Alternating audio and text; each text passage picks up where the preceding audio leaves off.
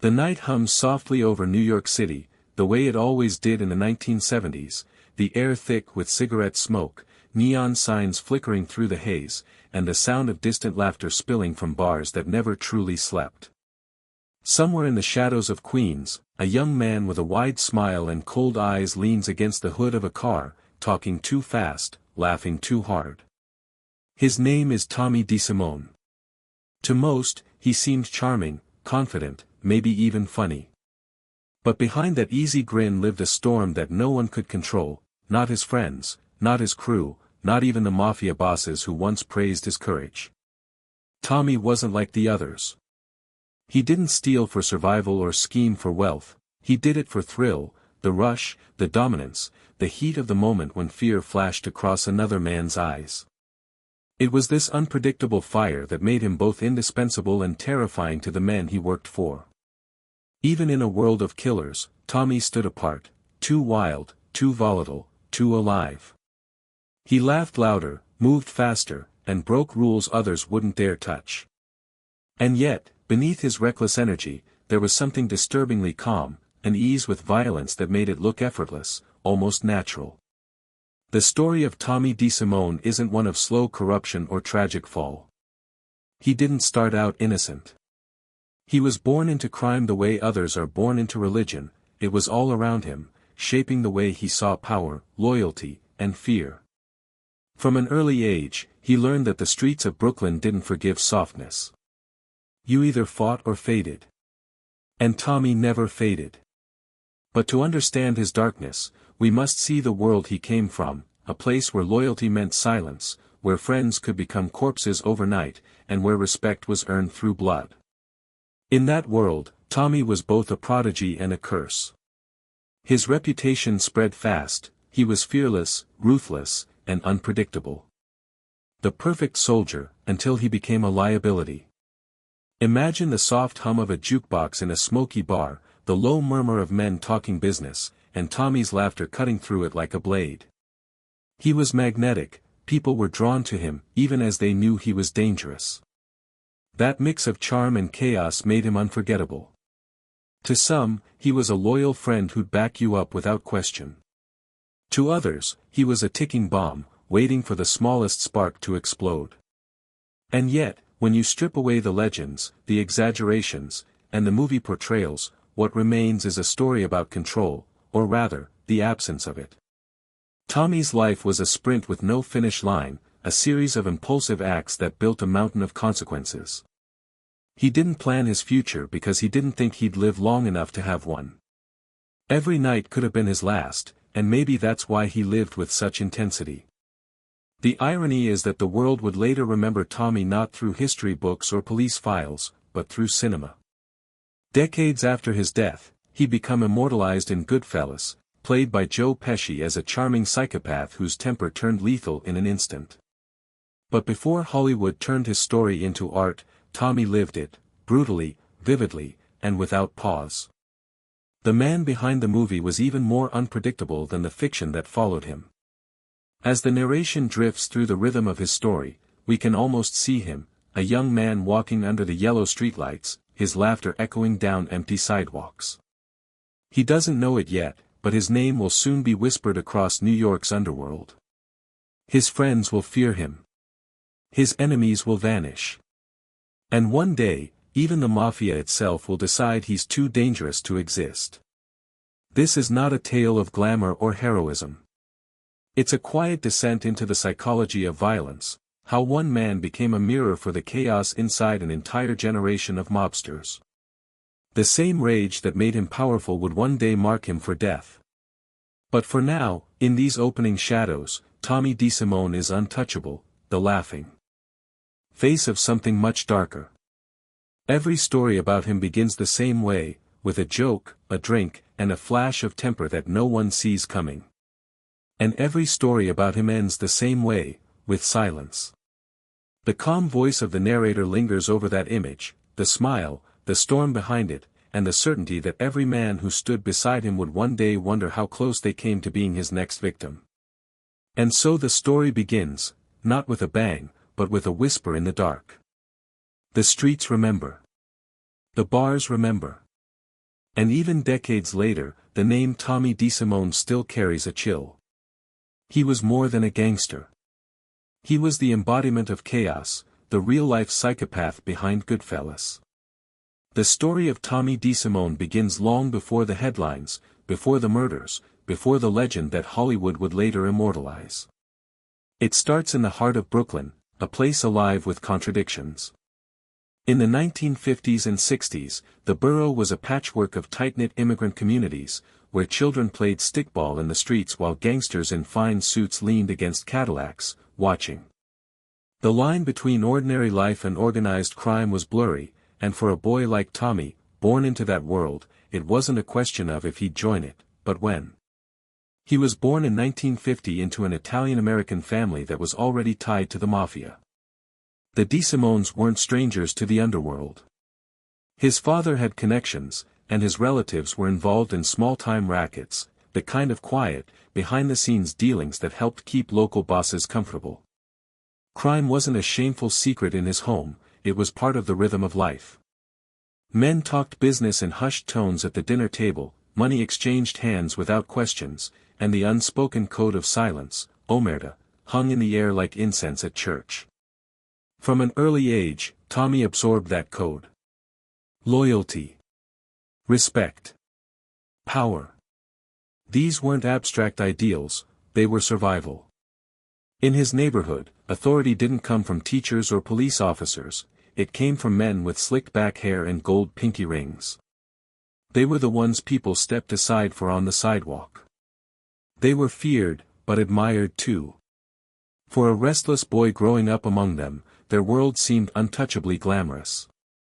Brooklyn in those days was a living contradiction, laughter on stoops, the smell of tomato sauce drifting from open windows, children's laughter mixing with the distant sirens of patrol cars. It was home to both saints and sinners. For Tommy, the streets were both playground and classroom. He learned how to fight young, not because he wanted to, but because he had to. Every block had its own rules, its own pecking order, and Tommy quickly learned how to climb it. He was strong for his age, quick-tempered, and fearless, a combination that drew trouble like a magnet. Teachers would describe him as smart but uncontrollable. He had a sharp tongue and no patience for authority. He wasn't the kind of kid who could sit quietly through lessons about algebra when the real action was happening outside. The streets called louder than school ever could. By the time he was a teenager, Tommy had already begun running errands for local wise guys, delivering packages, keeping watch during small-time jobs, and soaking up every word his mentors said. Those early mentors saw something in him. He wasn't just another errand boy. He had charisma, that rare mix of charm and danger that made people pay attention. When Tommy smiled, people laughed. When he frowned, they went quiet. Even as a kid, he had presence. And presence was everything in the Mafia world. It meant people remembered your name. But with that presence came a darkness that no one could quite control. Neighbors would later recall how quickly his temper could flare. One moment he was joking, the next his face would twist with rage over something as small as a teasing word. That volatility made him unpredictable, and in the criminal world, unpredictability was both a weapon and a curse. As he entered his teenage years, the world around him was changing fast. The Mafia was at its peak in New York, the five families ruled the city like kings behind the curtain. Money flowed through illegal gambling, loan sharking, hijacking, and extortion. For ambitious young men, it was the ultimate ladder to power. To Tommy, these men were more than criminals, they were role models. They commanded respect without ever raising their voices. They had everything he wanted: wealth, loyalty, and fear. Home life, however, was not gentle. The DeSimone household was crowded, loud, and full of tension. Tommy's family carried its own history of violence, brothers and cousins who had vanished or been murdered in mob-related feuds. Death was not a distant concept, it was familiar, almost routine. For Tommy, it became part of the landscape, something to accept rather than fear. The more he saw, the more he understood that the world respected only strength. Weakness invited pain. Kindness got you ignored. But fear got you noticed. And Tommy craved that. He wanted to be the one people whispered about, the one whose name made others look over their shoulders. In his mind, fear was just another form of respect. As a teenager, he started taking bigger risks, boosting cars, stealing goods from delivery trucks, running errands for higher-ranking mobsters who were beginning to take interest in his boldness. He had no hesitation, no second thoughts. If there was money on the table or danger in the air, Tommy was already moving toward it. That recklessness made him valuable to people like Paul Vario, a Lucchese family capo who ran much of the criminal activity in his part of Brooklyn. Under Vario's influence, Tommy got his first taste of what it meant to be part of something larger. The operations were organized, methodical, and disciplined. Men met in back rooms, cash flowed quietly, and everyone knew their role. For the first time, Tommy felt like he belonged somewhere, a soldier among soldiers. But unlike the others, he didn't understand restraint. He didn't know when to stop. Even then, older gangsters would shake their heads and say he was too quick with his fists, too eager to prove himself. But they also saw his potential. He was fearless in a world that fed on fear. That kind of courage, or madness, could take a man far, if it didn't destroy him first. On quiet nights, Brooklyn seemed peaceful, streetlights glowing softly over empty sidewalks, the distant hum of trains echoing from the elevated tracks. But beneath that calm lay a hidden current of danger, a city alive with secrets. Every corner had a story, and every family had ties to someone powerful. Tommy DeSimone grew up breathing that air, absorbing it into his bones. He learned early that in this world, survival wasn't about being good, it was about being useful, being feared, and never backing down. By the time he was 17, the streets had already shaped him into something fierce. The restless boy from Brooklyn was gone. In his place stood a young man who laughed at rules, defied authority, and believed he was destined for more than petty crime. He wanted power, and in the world he was entering, power always came at a cost. The city was calling him forward, into the darkness where respect was earned through violence and loyalty was tested through blood. It was a path many had taken before, but few had survived for long. For Tommy, though, survival wasn't the goal. The thrill was. And Brooklyn, gritty, restless, and alive, had given him everything he needed to chase it. By the late 1960s, the streets of Brooklyn had already hardened Tommy DeSimone into something far beyond a restless youth. He was tall, lean, and sharp-featured, handsome in a disarming way, his grin often masking a violent impulse that could surface without warning. He was barely out of his teens when he began making a name for himself among the local wise guys, and by then, the line between mischief and malice had completely disappeared. Tommy didn't just crave money, he craved movement, chaos, the pulse of risk. It wasn't about what he gained, it was about how it made him feel. His early crimes were small but daring. He started with simple car thefts, slipping behind the wheel of parked Cadillacs, hot-wiring engines, and delivering them to chop shops run by men twice his age.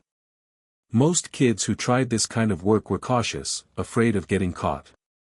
But Tommy seemed to enjoy the danger. He'd grin as he sped through the streets with stolen engines roaring beneath him, headlights slicing through the night. To him, the flashing lights of a patrol car weren't warnings, they were invitations. It didn't take long for his boldness to draw attention from higher-ups in the neighborhood. Men like Paul Vario, a capo regime in the Lucchese family, noticed the young DeSimone's growing reputation. Paulie was a man who valued loyalty above everything else, and while Tommy's temper was a concern, his fearlessness was irresistible. For someone like Vario, who controlled gambling, hijacking, and extortion operations across Brooklyn and Queens, a man with no hesitation was both an asset and a weapon. Through Vario's crew, Tommy was introduced to the men who would shape the rest of his life: Henry Hill, the smooth-talking hustler who could charm anyone, and Jimmy Burke, the Irish gangster whose reputation for cunning and ruthlessness made him both feared and respected.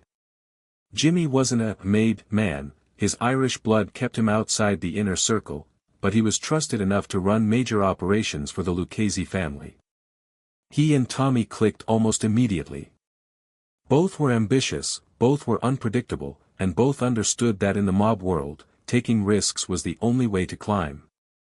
Tommy's early jobs under Jimmy involved hijackings, intercepting trucks full of goods on their way from the airport or warehouse districts. It was dangerous, fast-paced work, but Tommy excelled at it. He loved the adrenaline rush of pulling off a heist with precision, the roar of engines, the barked commands, the weight of stolen goods being unloaded into waiting vans.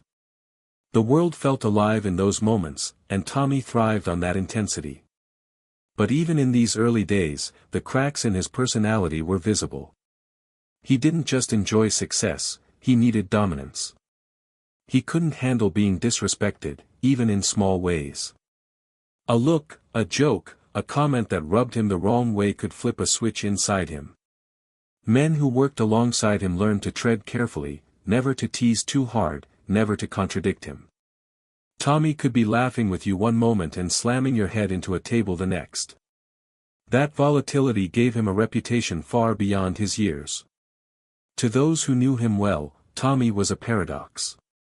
He could be generous, buying drinks for everyone at the bar, helping friends without hesitation, showing a loyalty that seemed unbreakable. But that same loyalty came with expectations. Cross him, even accidentally, and the warmth in his eyes would vanish. He didn't forgive, and he didn't forget. He lived by an unspoken rule that was as simple as it was terrifying: disrespect equals death. His early crimes expanded quickly beyond petty theft. By his early 20s, Tommy was knee-deep in hijackings, loan sharking, and running errands for Lucchese-connected operations. The crew spent most of their nights at places like Robert's Lounge in Queens, part social club, part headquarters, where drinks flowed and money changed hands with the quiet efficiency of an assembly line. Tommy loved that world. He loved the late nights, the easy laughter, the illusion of control.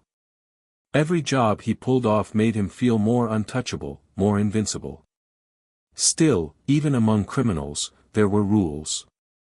The Mafia thrived on discipline, a balance between order and chaos. And while Tommy's talent for intimidation made him valuable, his unpredictability made the older men nervous. Jimmy Burke often had to smooth things over when Tommy's temper got the better of him.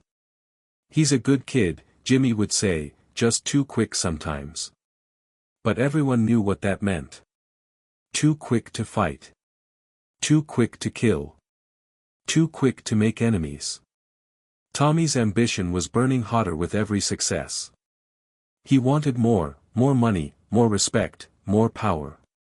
Watching men like Paulie Vario command rooms with quiet authority fueled his hunger. Tommy wanted that same respect, that same control. But he didn't yet understand that the Mafia's greatest strength wasn't fear, it was patience. Tommy wasn't patient. He wanted everything now, and he'd take it by force if he had to. The streets whispered stories about him, how he'd beaten a man nearly to death for making a crude joke, how he'd fired a gun in the air just to make a point.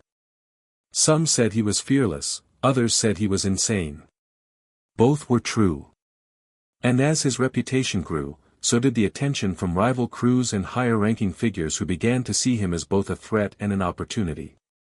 In quiet moments, few as they were, Tommy would sometimes talk about the future. Friends remembered him saying he wanted to be made, one day, to have the official title that came with being inducted into the Mafia. To him, that was the ultimate dream, a badge of honor, proof that he wasn't just another street thug. But there was a cruel irony waiting for him down that path. The very temper that made him feared would also make that dream impossible. At this point in his life, though, Tommy didn't see limits. He was rising fast, faster than most men his age ever could. The world seemed wide open, a playground of opportunity for someone bold enough to take it.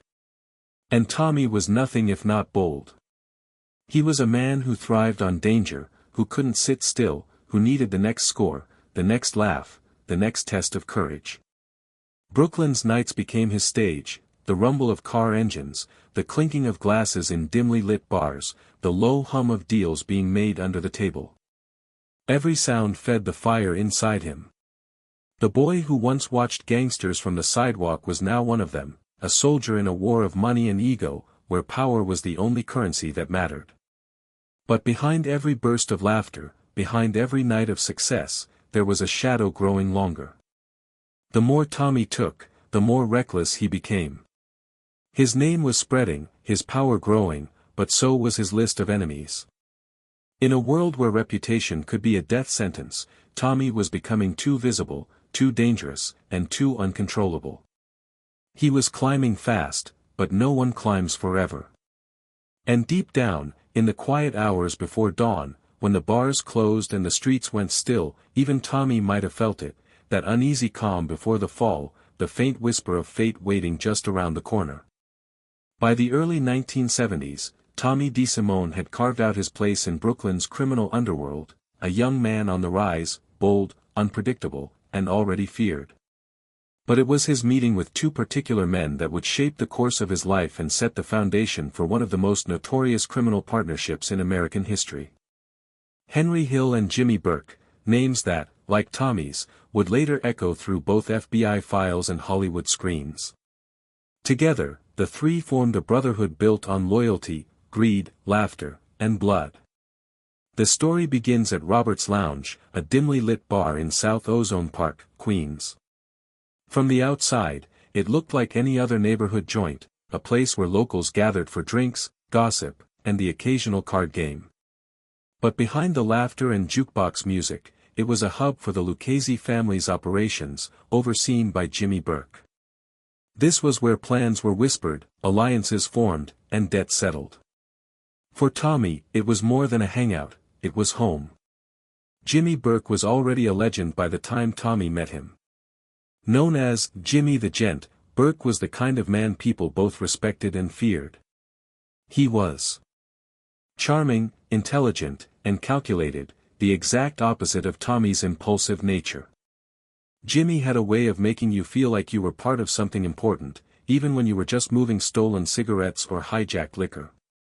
He paid his men fairly, treated them with respect, and never forgot a favor. But beneath that calm demeanor was a ruthless pragmatist. When it came to business, sentiment didn't exist. Henry Hill was the bridge between them, smooth-talking, clever, and ambitious. He wasn't Italian, which meant he could never be a made man, but he was connected, loyal, and good at what he did. Henry had been around mob life since he was a teenager, learning its rhythms, mastering its rules, and surviving on charm and quick thinking. Where Tommy was fire and Jimmy was ice, Henry was the steady middle ground, the one who could calm tempers, negotiate deals, and keep the peace when things threatened to spiral out of control. The first time Tommy and Henry met, there was instant recognition, two street-smart kids from similar backgrounds who had grown up on opposite sides of the same hustle. Henry was drawn to Tommy's energy, the reckless way he carried himself, the sense that he wasn't afraid of anything.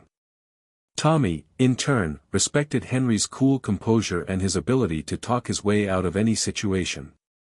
Their friendship formed quickly, built on shared ambition and the understanding that in their world, loyalty wasn't just valuable, it was everything. Jimmy saw potential in both of them. He took on the role of mentor, guiding them through the unspoken codes of the Mafia world. Under his direction, they learned how to plan hijackings, run loan shark operations, and move stolen goods without drawing attention.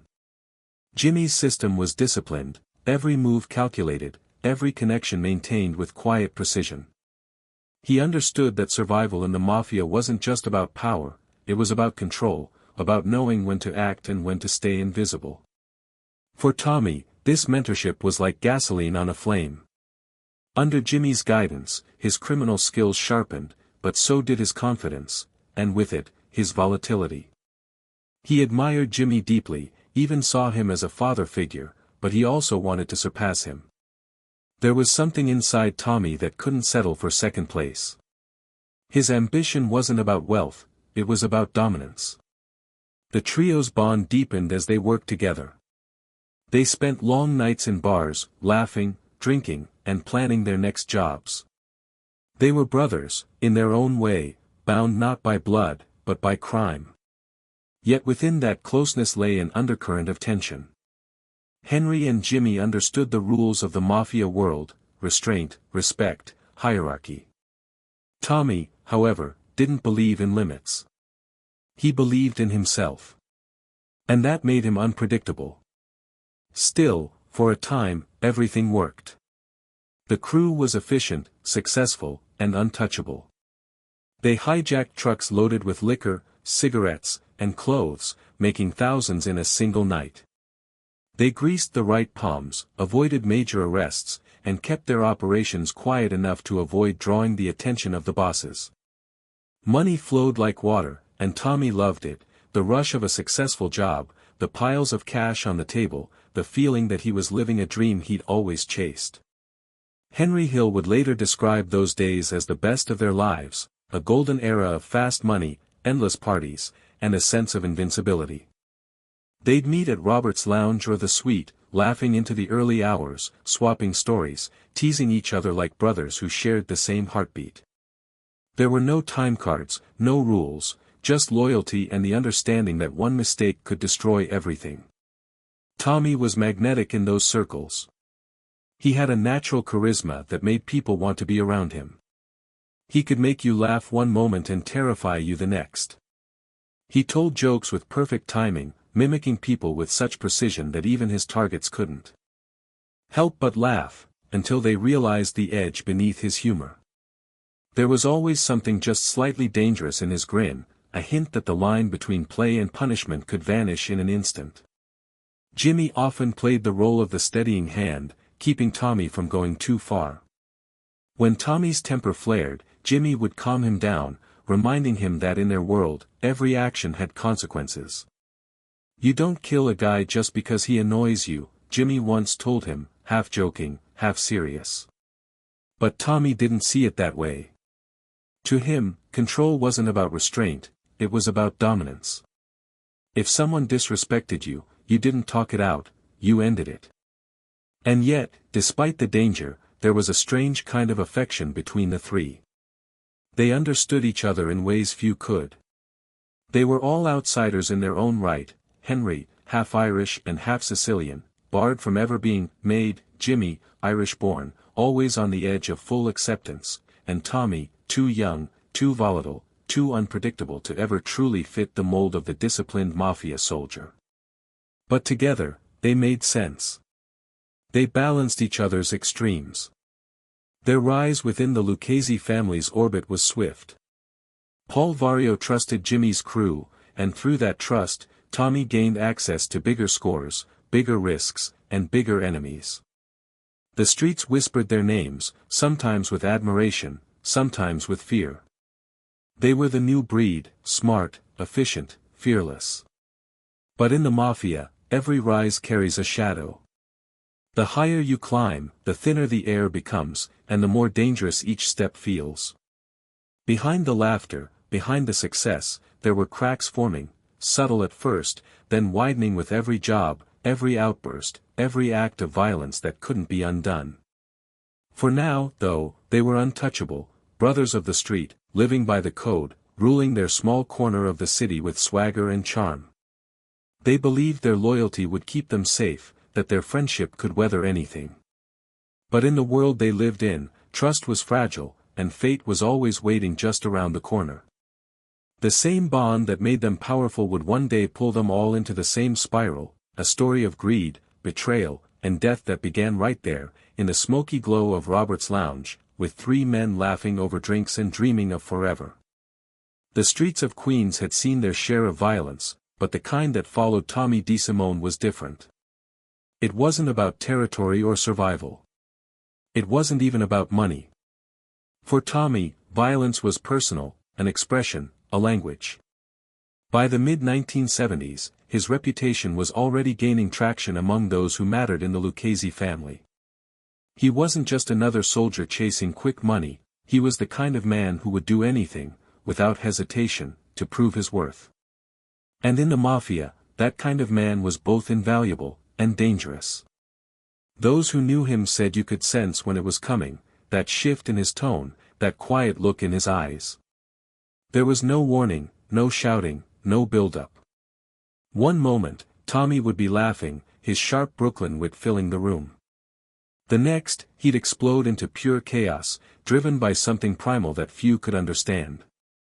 For Tommy, it wasn't enough to win a fight, he needed to dominate it, to erase anyone who challenged him. It began, as it often did in that world, with small things, bar fights, debt collections, intimidation jobs that escalated just a little too far. The first killing attributed to Tommy was that of a man named Spider, a young bartender who worked at a mob hangout. The story has become infamous, in part because it was later immortalized in Goodfellas, but the reality was even colder than the film. Spider was just a kid, tough, but not street tough enough to handle the crew's relentless teasing. One night, during a card game, the banter turned cruel. Tommy, already drinking heavily, was in rare form, loud, brash, eager to entertain. When Spider failed to bring him a drink fast enough, Tommy shot him in the foot as a joke, laughing it off while the others tried to defuse the tension. Weeks later, when the kid returned with a limp and more courage than sense, he shot back verbally, telling Tommy to go F himself. The room went silent. The laughter stopped. For a second, even Jimmy Burke, usually calm, unflappable, stared at Tommy with quiet dread. Then, with no hesitation, Tommy pulled his gun and shot Spider dead, right there at the table. It wasn't planned. It wasn't business. It was pure ego, the need to reassert dominance in a world that measured respect in blood. Jimmy and Henry sat frozen. Henry would later recall the stunned silence, the smell of gunpowder thick in the air, the sight of Spider's body collapsing to the floor. Jimmy cursed under his breath, furious at Tommy's recklessness. "You're gonna dig the hole," he snapped, ordering Tommy to clean up the mess. But Tommy wasn't sorry. He wasn't shaken. If anything, he seemed pleased, amused, even. To him, it was just another night. That moment defined him in the eyes of his peers. Some saw him as fearless. Others saw him as a liability. But everyone knew one thing for sure, Tommy DeSimone wasn't someone to cross. His violence was unpredictable, unrestrained, and deeply personal. He didn't kill for the family, he killed for himself. Still, Tommy's killings weren't without purpose. In that brutal ecosystem of organized crime, violence was a tool, a form of currency. The bosses needed men who could enforce order, collect debts, and eliminate threats without hesitation. And Tommy did all of that, effectively. His reputation as a killer earned him respect, even if it also drew wary glances. There was the time he beat a man nearly to death with a pistol for disrespecting Jimmy in public. Another when he executed a rival crew member who had been skimming off a hijacking score. His victims rarely saw it coming. Tommy didn't bluff, didn't warn, he simply acted. That decisiveness, that lack of hesitation, made him useful to people like Paul Vario. When someone needed to disappear, Tommy was the call. But beneath the bravado, there was something more complex, something broken. Those who spent time around him often spoke of his charm, how easily he could shift from rage to laughter, from menace to warmth. It was as if he lived in two worlds simultaneously, one of loyalty and friendship, and another of impulse and destruction. Henry Hill, who admired Tommy deeply, often tried to rationalize his friend's behavior. He wasn't crazy, Henry once said. He just had no fear. But others disagreed. Jimmy Burke, though fond of Tommy, began to see cracks forming. He'd pull Tommy aside, warning him that the bosses were watching, that the kind of heat Tommy was drawing could get them all killed. But Tommy didn't care. Fear, to him, was weakness. Control, restraint, politics, those were games for older men. And yet, for all his violence, Tommy was also fiercely loyal to those he loved. He'd defend Henry or Jimmy without a second thought. He'd risk prison to protect the crew's interests. It was a strange contradiction, that someone capable of such brutality could also be so devoted, so affectionate in his own unhinged way. The spider killing changed everything, though. It sent quiet ripples through the underworld.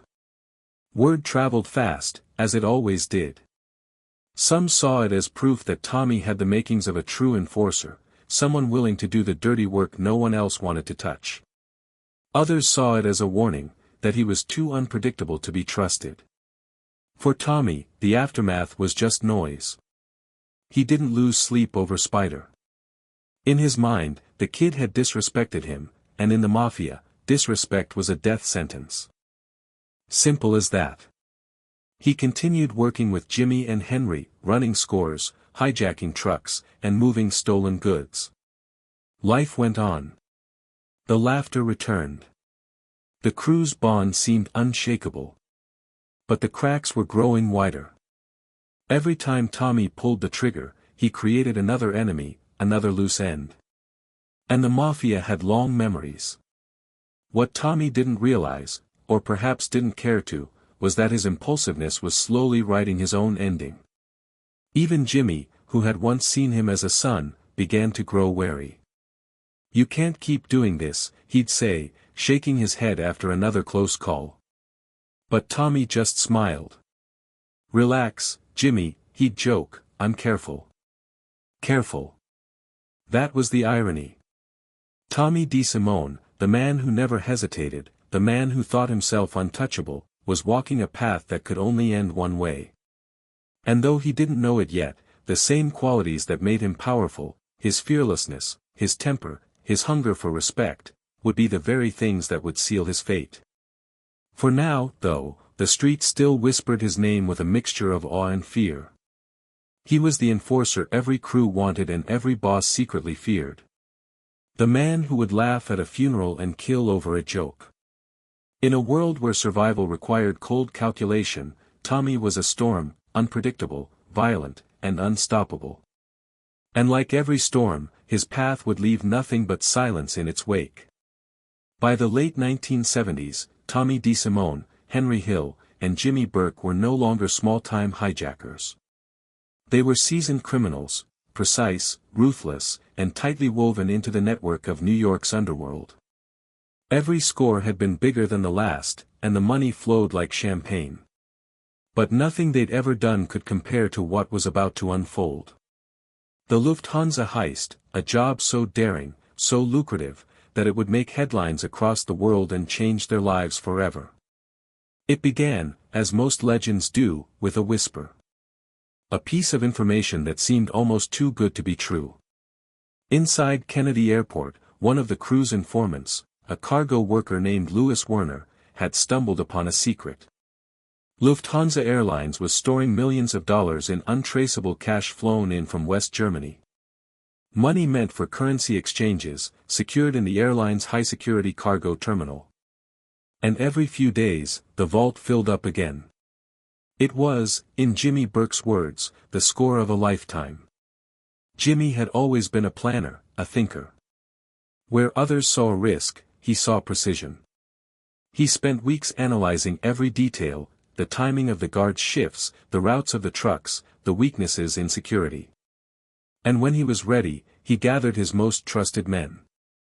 Among them were Henry Hill, Tommy DeSimone, Angelo Sepe, and a handful of others, each chosen for their skill and silence. To Tommy, this was it, the big one, the kind of job that could finally earn him the respect he'd always craved. He wasn't just muscle on this score, he was family, part of the inner circle. But behind the excitement, there was also danger. Big money meant big risk, and big risk meant scrutiny from both law enforcement and the Mafia hierarchy. Still, Tommy didn't care. He was ready. The plan was simple, at least on paper. In the early hours of December 11, 1978, the crew would storm the Lufthansa terminal at JFK Airport, disarm the guards, and make off with the cash before anyone could react. No unnecessary violence. No mistakes. In and out in under an hour. The night of the heist was cold, a typical New York winter, the kind where the air bites your skin and the city feels half asleep. The crew moved like ghosts, dressed in dark clothing, their faces covered. Inside, the guards had no chance. Within minutes, they were overpowered and tied up, their mouths gagged with tape. No one was killed, no alarms went off, and not a single bullet was fired. When it was over, the numbers were staggering, nearly 6 million in cash and jewels, over 25 million in today's money. It was the largest cash robbery in American history. The crew vanished before dawn, their trucks disappearing into the black veins of Brooklyn. By sunrise, JFK Airport was swarming with police, FBI agents, and stunned airline officials. No one could believe it. The execution had been flawless. Back at Robert's lounge, the atmosphere was electric. Jimmy smiled, that quiet, knowing smile of his, the one that said everything without saying a word.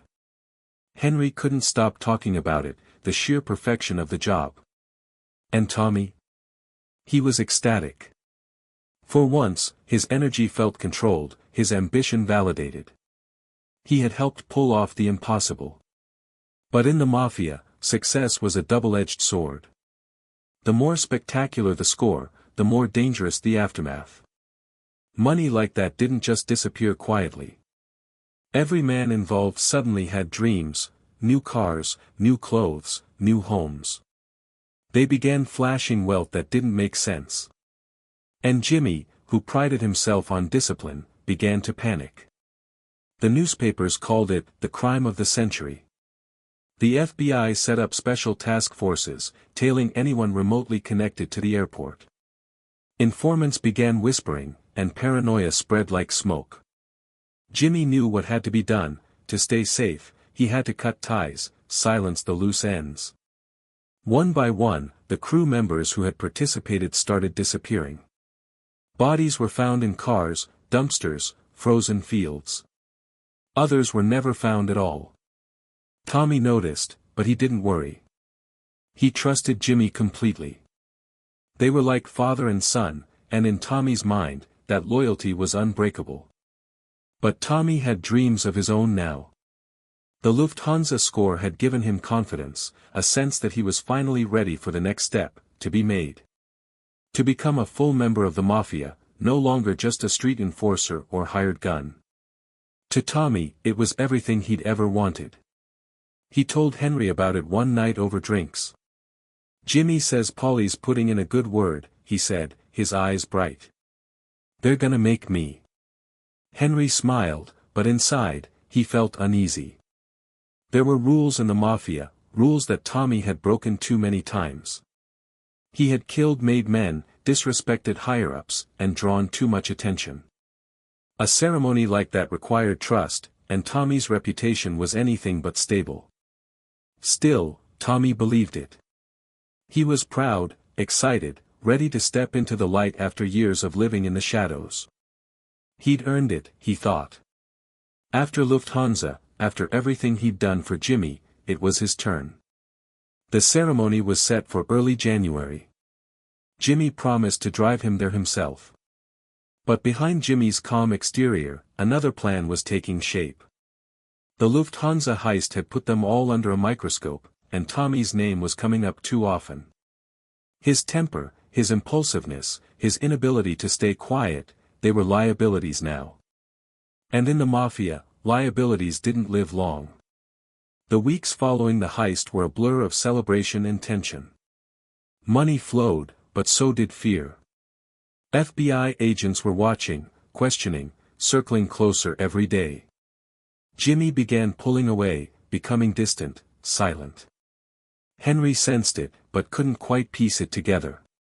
The Lufthansa dream had turned into something darker, a glittering mirage that hid betrayal, paranoia, and death. And for Tommy DeSimone, it was the beginning of the end. He had reached the height of his power, standing on the edge of everything he'd ever wanted. He just didn't know that the next step would be his last. In early January of 1979, the chill of winter settled deep into the streets of New York, the kind of cold that clung to your bones, the kind that made even the loudest neighborhoods quiet. Inside Robert's lounge, the mood was different. Tommy DeSimone was restless, pacing the dimly lit bar like a man on the verge of something great. His suit was pressed, his shoes polished, and his grin, that wild, boyish grin, never left his face. Tonight, he told everyone, was the night. He was finally going to be made. For Tommy, that phrase carried more meaning than any sum of money or successful score. To be made was to be recognized, to be accepted into the sacred brotherhood of La Cosa Nostra, the thing of ours. It meant respect, protection, immortality in the underworld. Once made, no one could touch you without permission from the bosses. It was an invisible armor, the closest thing to divinity that men like Tommy could ever reach. And Tommy had earned it, at least, in his mind. He'd done the dirty work. He'd enforced the rules, collected debts, eliminated threats, and shown absolute loyalty to Jimmy Burke and Paul Vario. He believed this ceremony was not only overdue, but deserved. For years, he'd been the one taking risks, spilling blood, and holding the line. Now, at last, he was stepping out of the shadows. But as he straightened his tie in the cracked mirror behind the bar, there was a strange undercurrent to the night. Henry Hill, sitting nearby, couldn't shake the feeling that something was off. Maybe it was Jimmy's tone, calm, too calm, or the way he avoided eye contact when Tommy spoke excitedly about the ceremony. Henry had been around long enough to know that in their world, silence could be louder than words. Still, Tommy was radiant with anticipation. "Jimmy's driving me there," he said, flashing that famous grin. "He says the boss wants to do it personally. Can you believe that?" Henry forced a smile, but inside, unease coiled tight in his stomach. "That's great, Tommy. You earned it." Jimmy Burke walked in not long after, wearing his usual calm expression, that half-smile that never revealed what he was thinking. "You ready, kid?" he asked. Tommy nodded eagerly. He grabbed his coat, tossed a quick joke toward Henry, and with that, he was gone, stepping into the freezing night, heading toward what he believed was his coronation. But there would be no celebration. No candles. No blood oath. No family waiting to welcome him into the brotherhood. Because the truth, known to everyone but Tommy, was far darker. In the Mafia, there is one rule that stands above all others: you never kill a made man without permission. Years earlier, Tommy had broken that rule when he murdered William "Billy Bats" DeVito, a made member of the Gambino family. The killing had been personal, a spontaneous act of rage after Billy mocked him at a bar, but it had set off a chain of consequences that could never be undone. The Gambinos had never forgotten. For years, Jimmy and Paul Vario had worked to protect Tommy from retribution, keeping the murder quiet, hiding evidence, paying off witnesses. But after Lufthansa, the balance had shifted. The Gambinos wanted justice. And Paul Vario, looking to keep peace between the families, agreed. Tommy had become too volatile, too dangerous, too unpredictable. So the making ceremony was arranged, not as an honor, but as a trap. No one knows exactly what happened after Jimmy dropped him off. Some say Tommy was taken to a basement in Queens, greeted by familiar faces, maybe even offered a drink. Others claim it was quick, a single gunshot to the head before he even knew what was happening. What's certain is that Tommy never returned. He vanished that night, as if swallowed whole by the city that had made him. Henry remembered waiting for a call that never came. By morning, he began to suspect the truth, but saying it aloud felt impossible. "He's probably still celebrating," Jimmy said, his voice steady, his eyes distant. But Henry knew him too well. There was something final in Jimmy's tone, something heavy. Days passed. Weeks. No word. No body. No funeral. Eventually, the truth surfaced in whispers, the kind of whispers that move quietly through bars and back rooms, traded in low tones among men who know not to ask too many questions. Tommy had been executed as payback for Billy Bats. Paul Vario himself had approved it, offering Tommy up to the Gambinos to restore peace and protect his own interests. Jimmy took it hard, or at least, as hard as a man like him could. He drank more, talked less. When Henry asked about Tommy, he'd just shake his head. He had it coming, he said once, almost whispering. He broke the rules. But there was guilt there, buried deep beneath the pragmatism. Jimmy had loved Tommy like a son. He'd trained him, trusted him, built him up. Yet when the time came, even he couldn't save him. Loyalty in the Mafia was a currency, and sometimes, payment came in blood.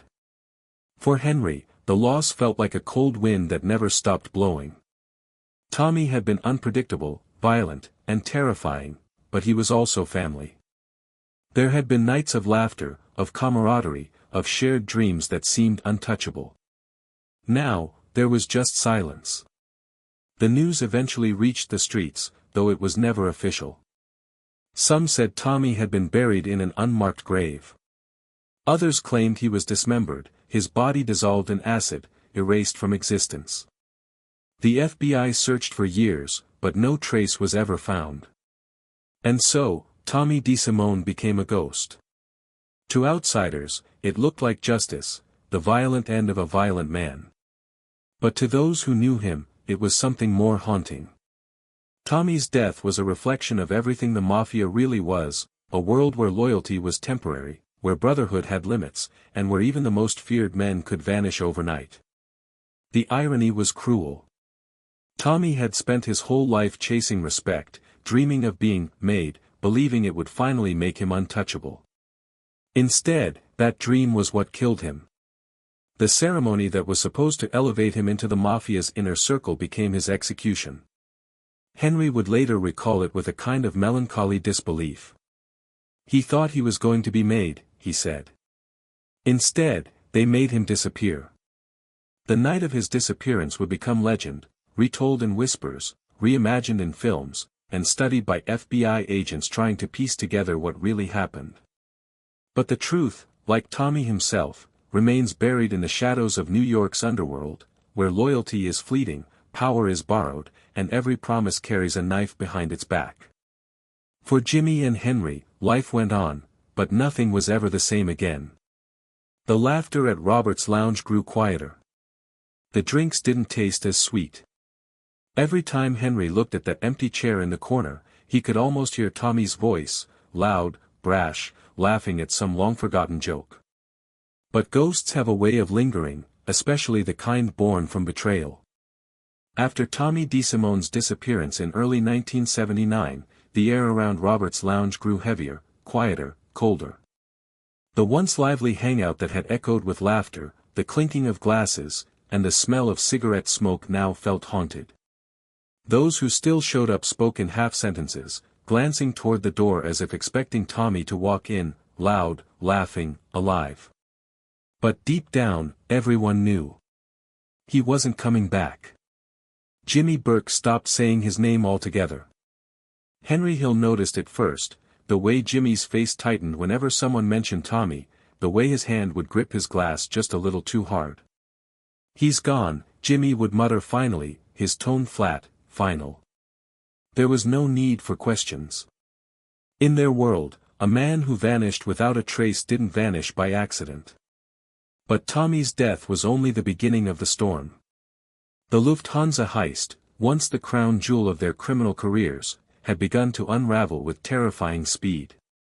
In the weeks following the robbery, the FBI had doubled its presence at JFK Airport, setting up round-the-clock surveillance and interrogating anyone who had ever worked near the cargo bays.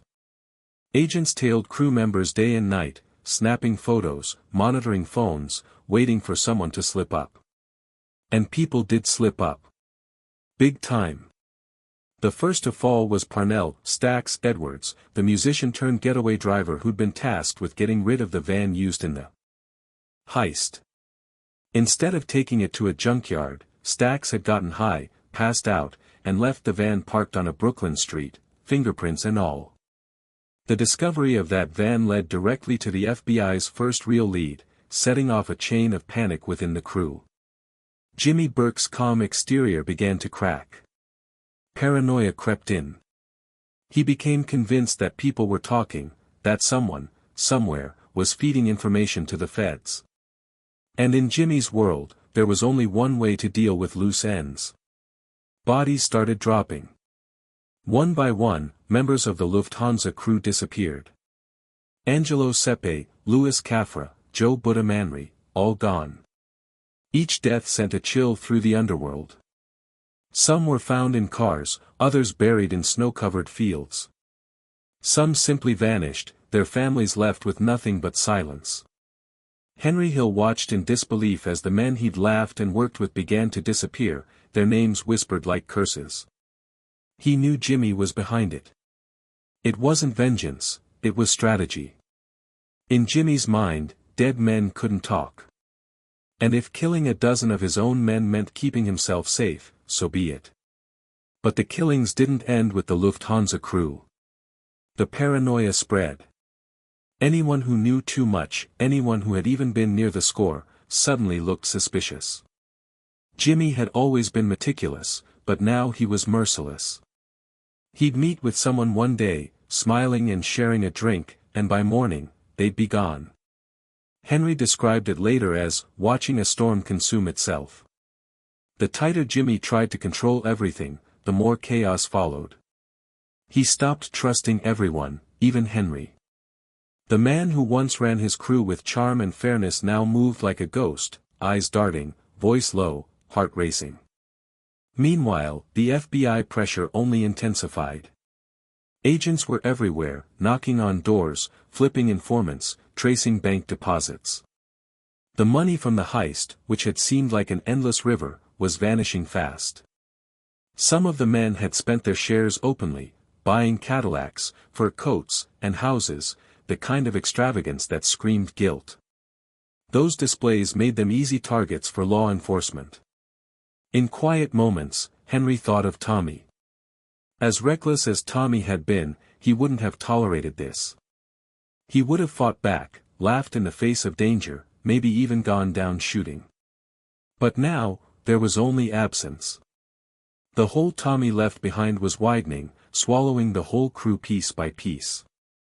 Jimmy grew colder with every killing. The man who had once been like a father figure to Henry now felt like something else entirely, a shadow, driven by survival instincts sharper than conscience.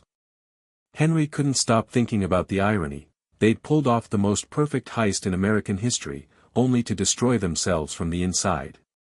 The FBI's investigations turned the once loyal streets into a maze of fear. Informants traded secrets for safety. Old allies turned on each other.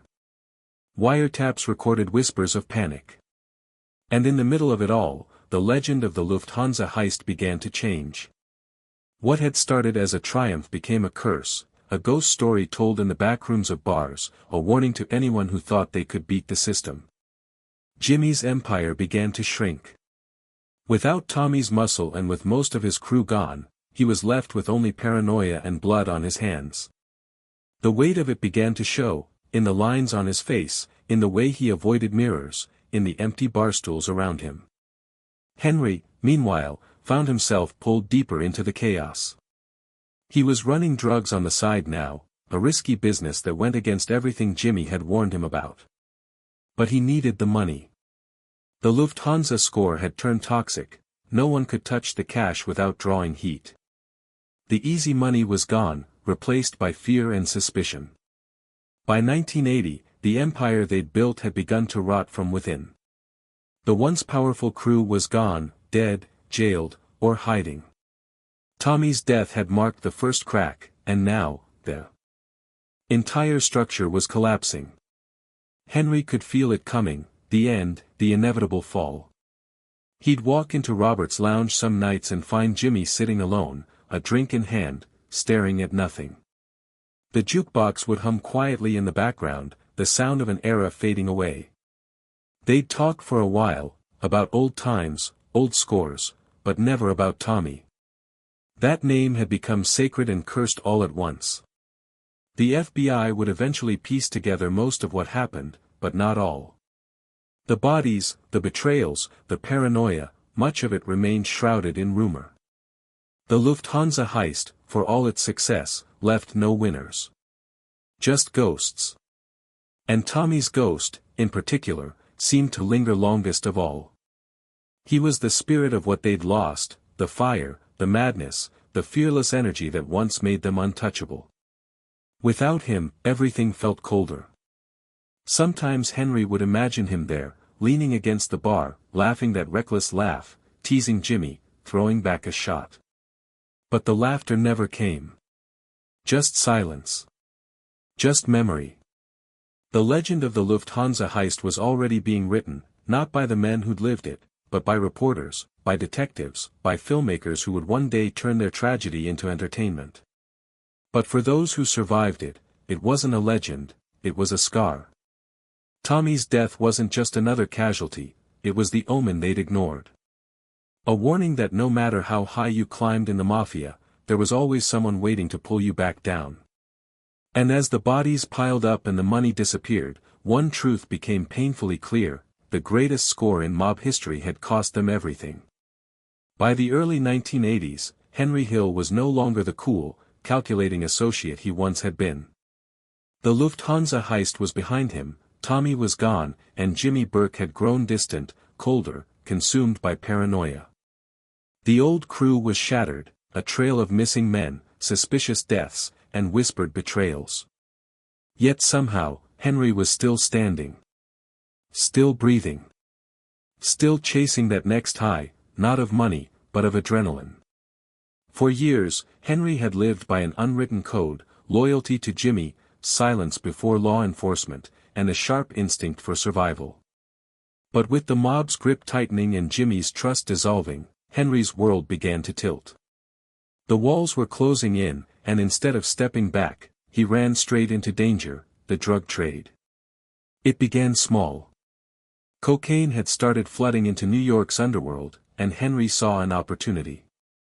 The money was fast, the profits unbelievable, and for a while, it felt like the perfect solution. He began running operations behind Jimmy's back, smuggling cocaine and heroin from Pittsburgh, hiding the packages inside cars and airport cargo shipments. But drugs, unlike cash or stolen jewels, had a different kind of danger attached to them. They came with addiction, paranoia, and sloppiness. And Henry, who once prided himself on his discipline, began to lose control. The long nights turned into days without sleep. The calm confidence that had once defined him was replaced by erratic energy, jittery conversations, and a mind clouded by fear. He was juggling too many secrets: his drug empire, his crumbling marriage, his fear of Jimmy, and the FBI agents who seemed to be everywhere. By now, Jimmy's paranoia had evolved into something darker. He had become convinced that Henry was talking to the feds, or soon would be. And when Jimmy suspected betrayal, he didn't wait for proof. He acted. Henry could feel it in every conversation. The warmth was gone. Jimmy's eyes didn't smile anymore. When they met, Jimmy spoke softly, almost too kindly, like a man talking to someone he planned to bury. "Be careful, kid," he'd say. "There's heat everywhere." Henry would nod, pretending to believe it was friendly advice, but deep down, he knew, it was a warning. The turning point came one humid summer morning in 1980. Henry woke up drenched in sweat, his heart racing from a mix of drugs and exhaustion. That day would later become infamous, the day he felt everything unravel in real time. He had a dozen errands to run: selling drugs, cooking sauce for dinner, picking up his brother from rehab, dropping off guns, meeting a buyer, and avoiding the unmarked cars that seemed to follow him everywhere. The air smelled of gasoline and fried peppers, the radio droning on about the Yankees as he darted between meetings. But behind every movement was fear. As he drove through Queens, a helicopter began circling overhead. At first, he brushed it off: just coincidence, he told himself. But the helicopter stayed. It hovered as he turned down streets, followed him through traffic, even when he changed routes. By midday, the panic had fully taken over. He called Karen, his wife, begging her to stash the cocaine, to hide the guns, to clean the house. She could hear it in his voice, the hysteria of a man whose life was coming apart thread by thread. That night, as he tried to keep his composure, the inevitable happened. Federal agents swarmed his house, shouting, guns drawn, lights flashing through the kitchen windows. Henry barely had time to process it. In seconds, it was over. The drug operation was done, and so was he. At the precinct, he sat handcuffed, trembling, not from withdrawal, but realization. For years, he had danced on the edge, believing he could outsmart both the mob and the law. Now, both were waiting for him. Jimmy's voice echoed in his mind. Never rat, never talk. But Henry knew that silence meant death. The FBI had evidence that could put him away for life, and if Jimmy thought Henry might talk, he'd have him killed before the trial even started. The choice wasn't between loyalty and betrayal anymore, it was between life and death. The next morning, when the agents returned to question him, Henry didn't resist. He listened. They offered him something no one else ever had, protection. A way out. Witness protection. At first, he laughed. The idea was absurd, a mobster hiding under a new name, living a quiet suburban life. But as the hours passed, as he replayed the faces of the men who'd vanished, Tommy, Stax, Angelo, Joe Buddha, the laughter faded. He realized that he had been living on borrowed time since the day Tommy disappeared. When the FBI showed him photographs, bodies in shallow graves, blood-stained warehouses, Henry understood that his story had already been written. He could end up as another photo, another ghost. Or he could talk. So, he talked. For the first time in his life, Henry Hill broke the sacred code. He gave the feds everything, names, dates, operations, deals. He painted a vivid picture of Jimmy Burke's empire, of the Lufthansa heist, of the murders, the extortion, the bribes. It was a confession that would dismantle one of the most feared mafia networks in New York. In return, the government gave him a new life, a small house in the suburbs, a new identity, and a clean slate. But peace, Henry soon learned, was the one thing he couldn't buy. The transition to normal life was brutal. For a man who had once been surrounded by chaos, silence became unbearable. He missed the sound of traffic, the smell of smoke in bars, the thrill of the unknown. Every time a car slowed outside his house, he froze. Every knock on the door made his heart stop. He couldn't sleep, couldn't relax, couldn't shake the feeling that Jimmy's reach extended beyond any protection program. Jimmy, meanwhile, was falling apart in prison. The man who had once controlled millions was now just another inmate, angry, broken, and aging fast. When word reached him that Henry had flipped, he exploded. The betrayal cut deeper than anything. For years, Jimmy had treated Henry like a son. Now that son had destroyed everything. Back in his safe house, Henry tried to convince himself that he'd done the right thing. That he had no choice. But guilt followed him like a shadow. Every night, as he lay in bed, the past returned, Tommy's laughter, Jimmy's cold eyes, the sound of a gun cocking in some dark corner of his memory. He began drinking heavily, using again, sabotaging his own second chance. The FBI handlers warned him repeatedly, stay quiet, stay hidden, stay clean. But Henry couldn't. The adrenaline that once kept him alive now pulled him toward destruction. The newspapers called him the mobster who ratted, a traitor to his own kind. Hollywood came calling soon after, his story was too wild to ignore. Henry became a source for Nicholas Pileggi's Wise Guy, which later inspired Martin Scorsese's Goodfellas. The world finally saw his story, but through the lens of cinema, not conscience. For the audience, it was thrilling. For Henry, it was haunting.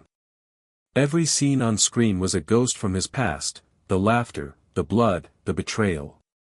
Watching it was like reliving every decision that had led him to this lonely place. In his quieter moments, he admitted that he missed it, the danger, the money, even the madness. The mob had taken everything from him, but it had also given him purpose. Without it, he was a man untethered. And though he lived for decades after entering witness protection, he never found peace. He drifted from one identity to another, one town to another, always looking over his shoulder, always waiting for the past to catch up. In the end, Henry Hill became a ghost long before he died, the final survivor of a world that no longer existed. The last echo of a heist that had destroyed everyone it touched. For decades, the disappearance of Tommy DeSimone has haunted both law enforcement and the underworld. It was one of those stories that slipped through the cracks of time, no witnesses, no body, no official explanation. Just silence. A man known for being loud, impulsive, and uncontrollable had vanished without leaving a single trace. And that, in itself, was strange enough to become legend. In the winter of 1979, when Tommy went missing, even his closest friends didn't believe it at first. Henry Hill remembered calling around, asking if anyone had seen him.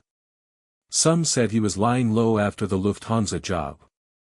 Others claimed he had gone to Florida.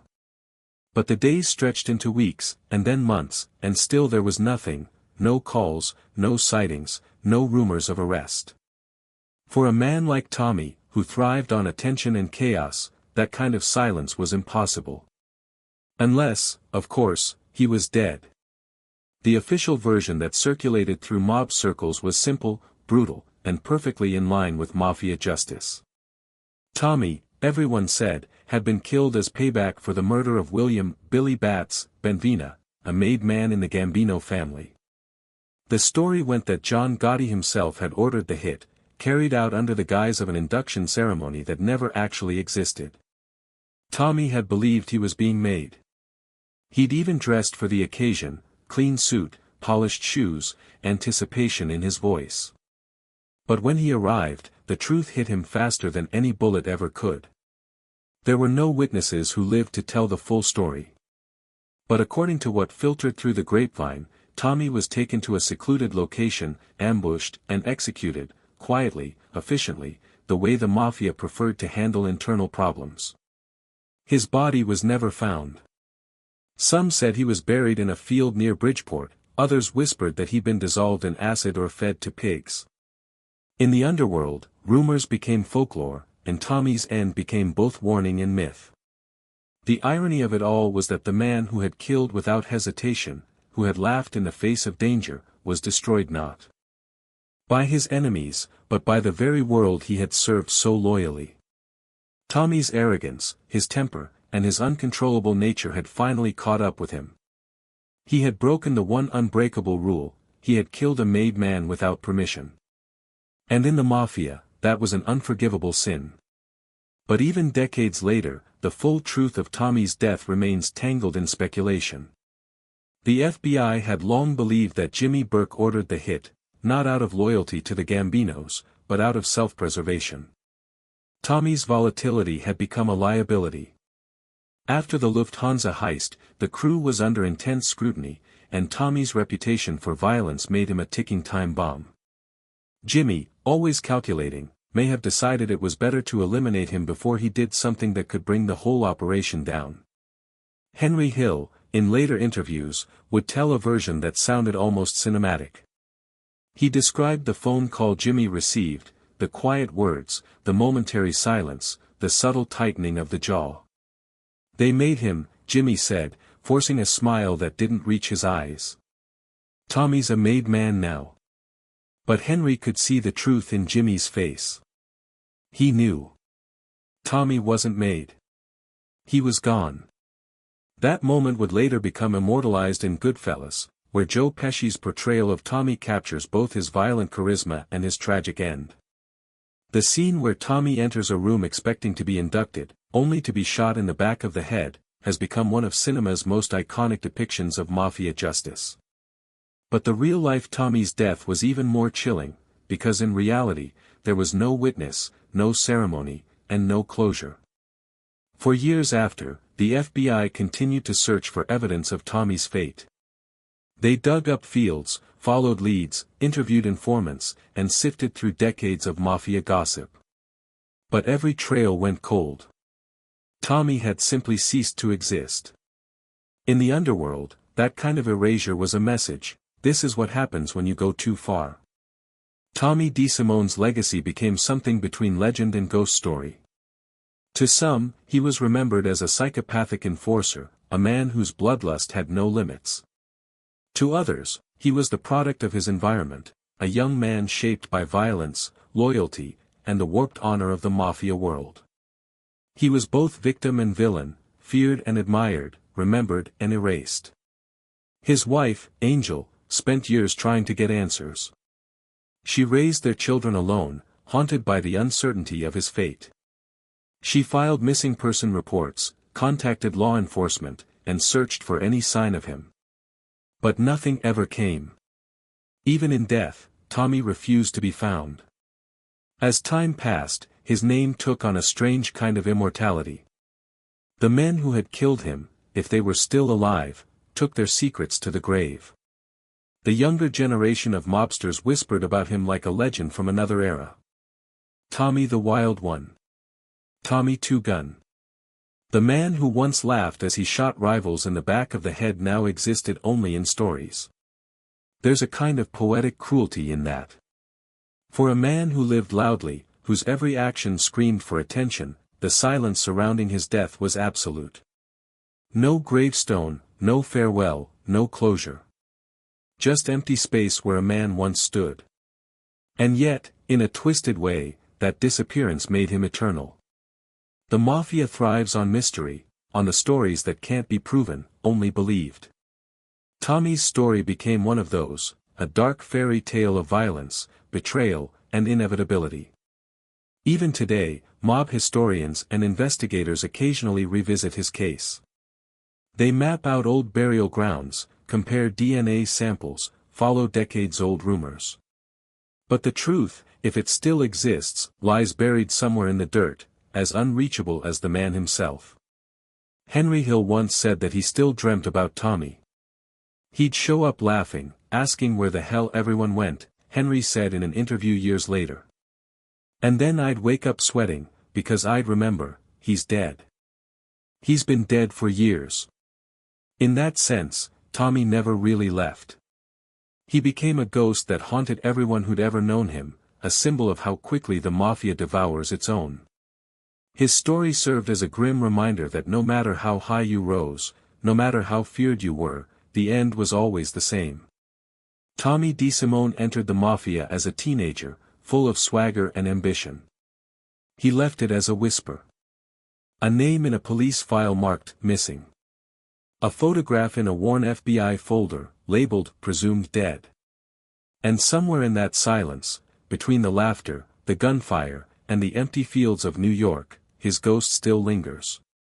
When the dust of the 1970s finally settled, what remained of Tommy DeSimone's world was a scattered collection of broken men, empty bars, and fading memories. The crew that once ruled the streets around JFK Airport, Henry Hill, Jimmy Burke, Tommy D., and their associates, had become relics of a vanished era. But their story was far from over. The legend of the Lufthansa heist, and the men behind it, was only beginning to echo through time. In the years that followed Tommy's disappearance, something remarkable began to happen.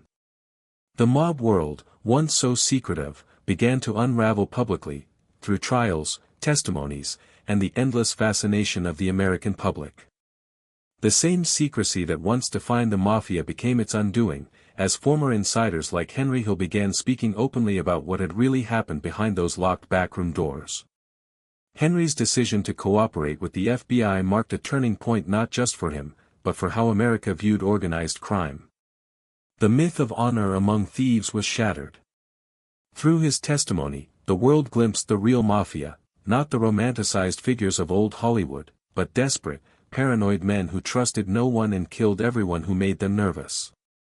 And at the center of that story, standing like a shadow that refused to fade, was Tommy DeSimone. For the FBI, Tommy became both an enigma and a symbol. His name appeared in hundreds of pages of reports, each one filled with speculation. Agents would argue over theories, comparing timelines and accounts, trying to piece together the puzzle of his final days. Some believed the Gambino family handled it quietly, others suspected Jimmy Burke's involvement. But without a body, there could never be certainty. For the public, however, certainty didn't matter. What mattered was the myth, and Tommy's myth was intoxicating. He was the face of chaos, the embodiment of the Mafia's most violent impulses. Yet beneath that, there was something almost tragic, a boy from Queens who had grown up idolizing the gangsters he saw on his block, only to become their cautionary tale. People told his story like an urban ghost story. He thought he was gonna be made, they'd say, shaking their heads. They made him disappear instead. As the years rolled on, Henry Hill tried to build a new life under the Witness Protection Program. He moved from one small town to another, always looking over his shoulder. But he couldn't outrun the past. Eventually, he broke the silence that the FBI had paid him to keep. He started giving interviews, telling stories to journalists and writers. One of those writers was Nicholas Pileggi, a crime journalist who saw in Henry's memories a chance to capture something deeper, the human side of organized crime.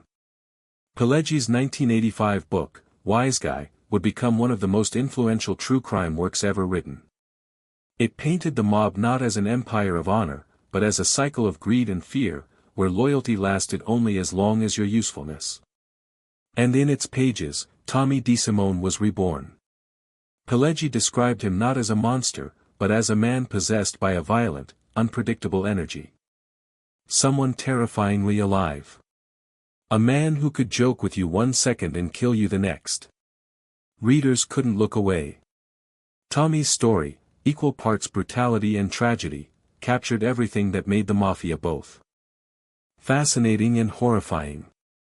When Martin Scorsese adapted Wise Guy into his 1990 masterpiece Goodfellas, Tommy's legend was cemented forever. Joe Pesci's portrayal, sharp, dangerous, and darkly funny, turned DeSimone into one of cinema's most unforgettable villains. Every smirk, every explosion of rage, every moment of manic laughter, it was all pure Tommy. And yet, Pesci added something else, something human, the unpredictability of a man driven by insecurity and pride. The film immortalized the line that became synonymous with both Tommy and the Mafia itself, "Funny how? Funny like I'm a clown. I amuse you." It was more than just a quote, it was a glimpse into the heart of what made Tommy so terrifying. You never knew where the joke ended and the danger began. Ironically, Goodfellas made the men it depicted both famous and irrelevant at the same time. By the time the film premiered, Jimmy Burke was serving time for murder. Henry Hill was living under assumed names. Paul Vario, their old capo, was dead. And Tommy DeSimone, the man at the center of it all, had been gone for over a decade. The movie turned their lives into legend, but in doing so, it also stripped away the illusion of power. Audiences didn't see glamorous mobsters, they saw men destroying themselves. They saw what greed, violence, and betrayal did to people who thought they could live above the law. And yet, people couldn't stop watching. For Tommy's surviving family, the film was a double-edged sword. It kept his name alive, but it also fictionalized his life. The real Tommy was more complex, a man who loved his children, who dreamed of being made, who wanted respect as much as he wanted fear. But the world only remembered Joe Pesci's version, the cinematic killer, the madman with a gun and a grin. Law enforcement, meanwhile, continued to chase the ghosts of the Lufthansa heist. In the 2000s, new investigations resurfaced, leading to a few arrests, but nothing substantial. The money had long been laundered, spent, or buried. Most of the men who could have testified were dead. The heist remained unsolved in its full details, and Tommy's fate stayed locked behind layers of silence and loyalty. What was left behind was not evidence, but echoes. The bars where the crew once drank had closed. Robert's Lounge, once their home base, was demolished. The airfield that had made them rich was now just another busy terminal. And yet, if you stood there late at night, you could almost imagine it, the ghosts of Jimmy, Tommy, and Henry laughing in the dark, the smell of whiskey and smoke in the air. Decades after his disappearance, Tommy DeSimone's name still surfaces in conversations about the Mafia's golden age. Documentaries, books, podcasts, they all return to him eventually. He has become more than a man, he's a symbol of what the Mafia really was, seductive, deadly, and ultimately self-destructive. Every new generation of true crime enthusiasts rediscovers him. They listen to the stories, study the photos, and ask the same question the FBI has asked for over 40 years, what really happened to Tommy DeSimone? The answer doesn't matter as much anymore. In a way, his disappearance gave him the immortality he craved. He didn't fade into old age or prison life. He vanished at the height of his infamy, frozen in time, forever young, forever dangerous, forever laughing at the world that tried to understand him. The ripples of his life spread far beyond the Mafia. His story became part of pop culture, shaping how we see gangsters, how we tell stories about crime, loyalty, and betrayal. From Goodfellas to endless documentaries, Tommy's ghost still walks among us, a reminder that beneath the glamour, every empire built on blood eventually crumbles. And somewhere, in that quiet space between myth and memory, the truth of Tommy DeSimone, the real man behind the legend, still hides, daring anyone brave enough to find it. Time has a strange way of polishing monsters into myths. The further we move from the brutal reality of Tommy DeSimone's world, the more his story transforms, from a tale of blood and betrayal into a haunting meditation on the price of ambition. It's as if the streets he once ruled still whisper his name, carrying fragments of his laughter through the decades. In the dim glow of late-night diners and old barrooms, the legend of Tommy "Two-Gun" DeSimone refuses to die. Even now, half a century after his disappearance, people still talk about him with the same fascination usually reserved for ghost stories. He exists somewhere between truth and fiction, a man who might have lived and died 100 different ways depending on who you ask. To some, he was a ruthless enforcer whose violent temper finally caught up with him. To others, he was a loyal soldier betrayed by the very people he trusted most. And to a few, he was simply a kid from Queens who flew too close to the sun. The dream that drove Tommy, the dream of being made, was more than just a criminal aspiration. It was the promise of belonging. In the world of the Mafia, to be made was to be recognized, respected, and untouchable. It meant safety in a life where nothing was ever safe.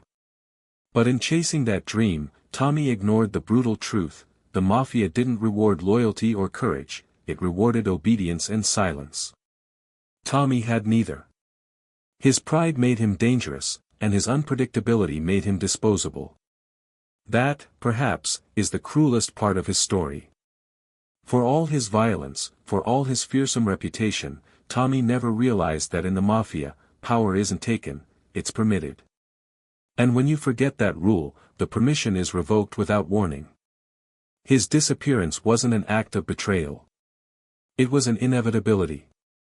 The mob always eats its own. But what the Mafia couldn't control was how the world would remember him.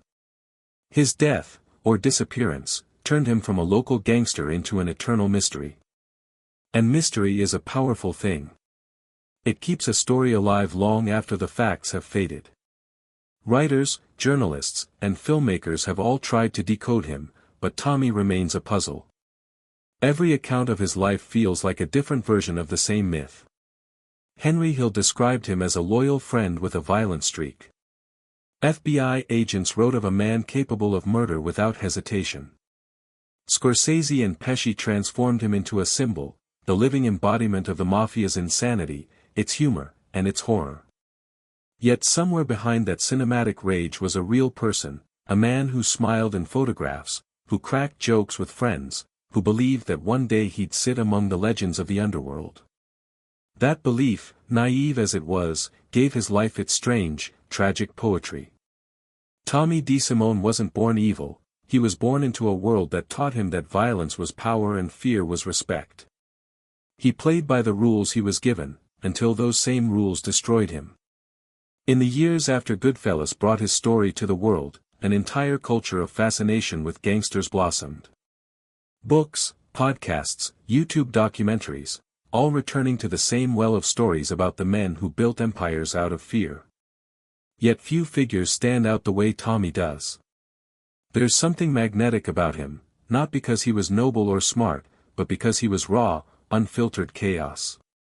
He represented the side of the Mafia that polite society tries to ignore, the volatility, the madness, the humanity stripped away by greed and paranoia. Even his enemies couldn't deny his charisma.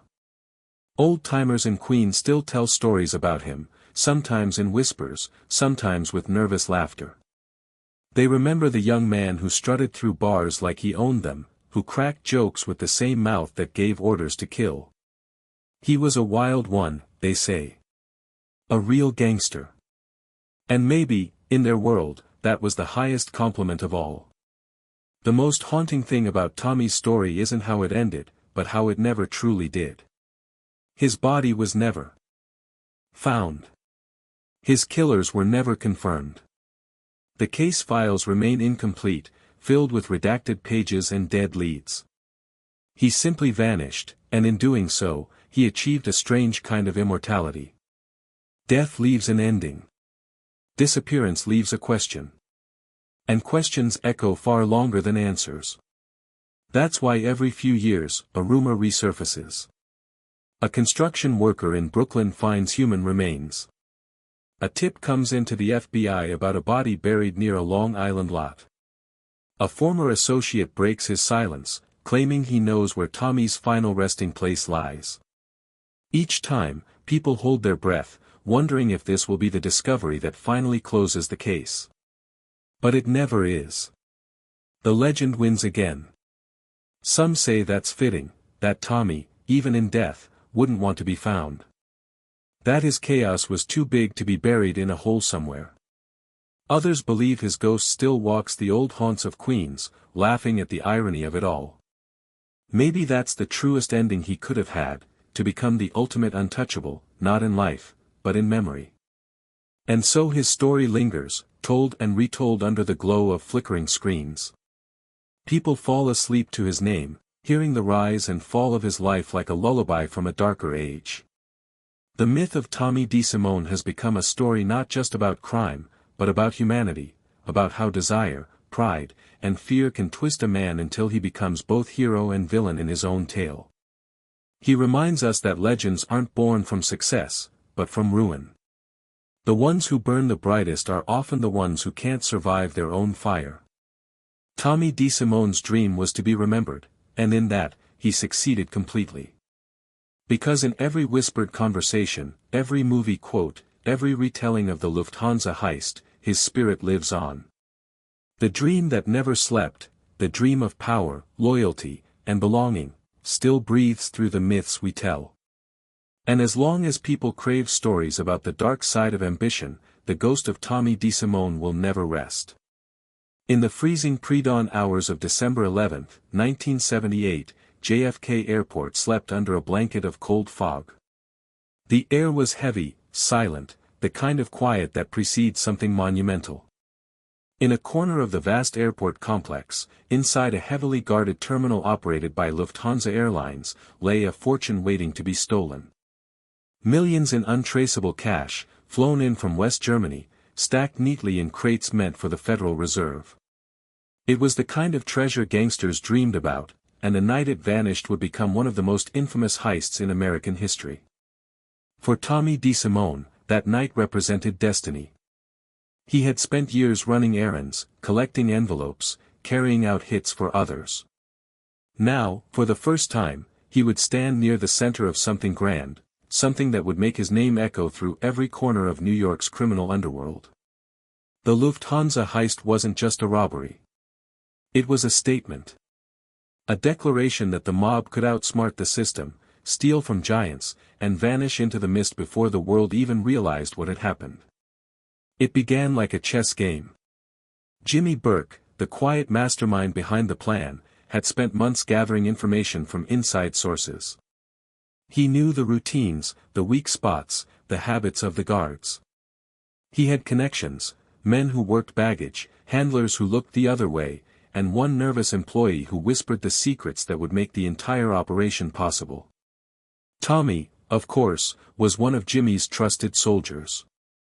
He wasn't the planner, he was the muscle, the executioner, the man who ensured that fear did its job. The crew was hand-picked, tough, loyal, and greedy enough to take the risk. There was Angelo Sepe, Louis Cafra, Parnell, Stax Edwards, and others who would soon become footnotes in a bloody legend. Each had a role. Each believed they were about to become rich beyond imagination. As the plan came together, Jimmy gave strict instructions: no unnecessary violence, no mistakes, and above all, no talking afterward.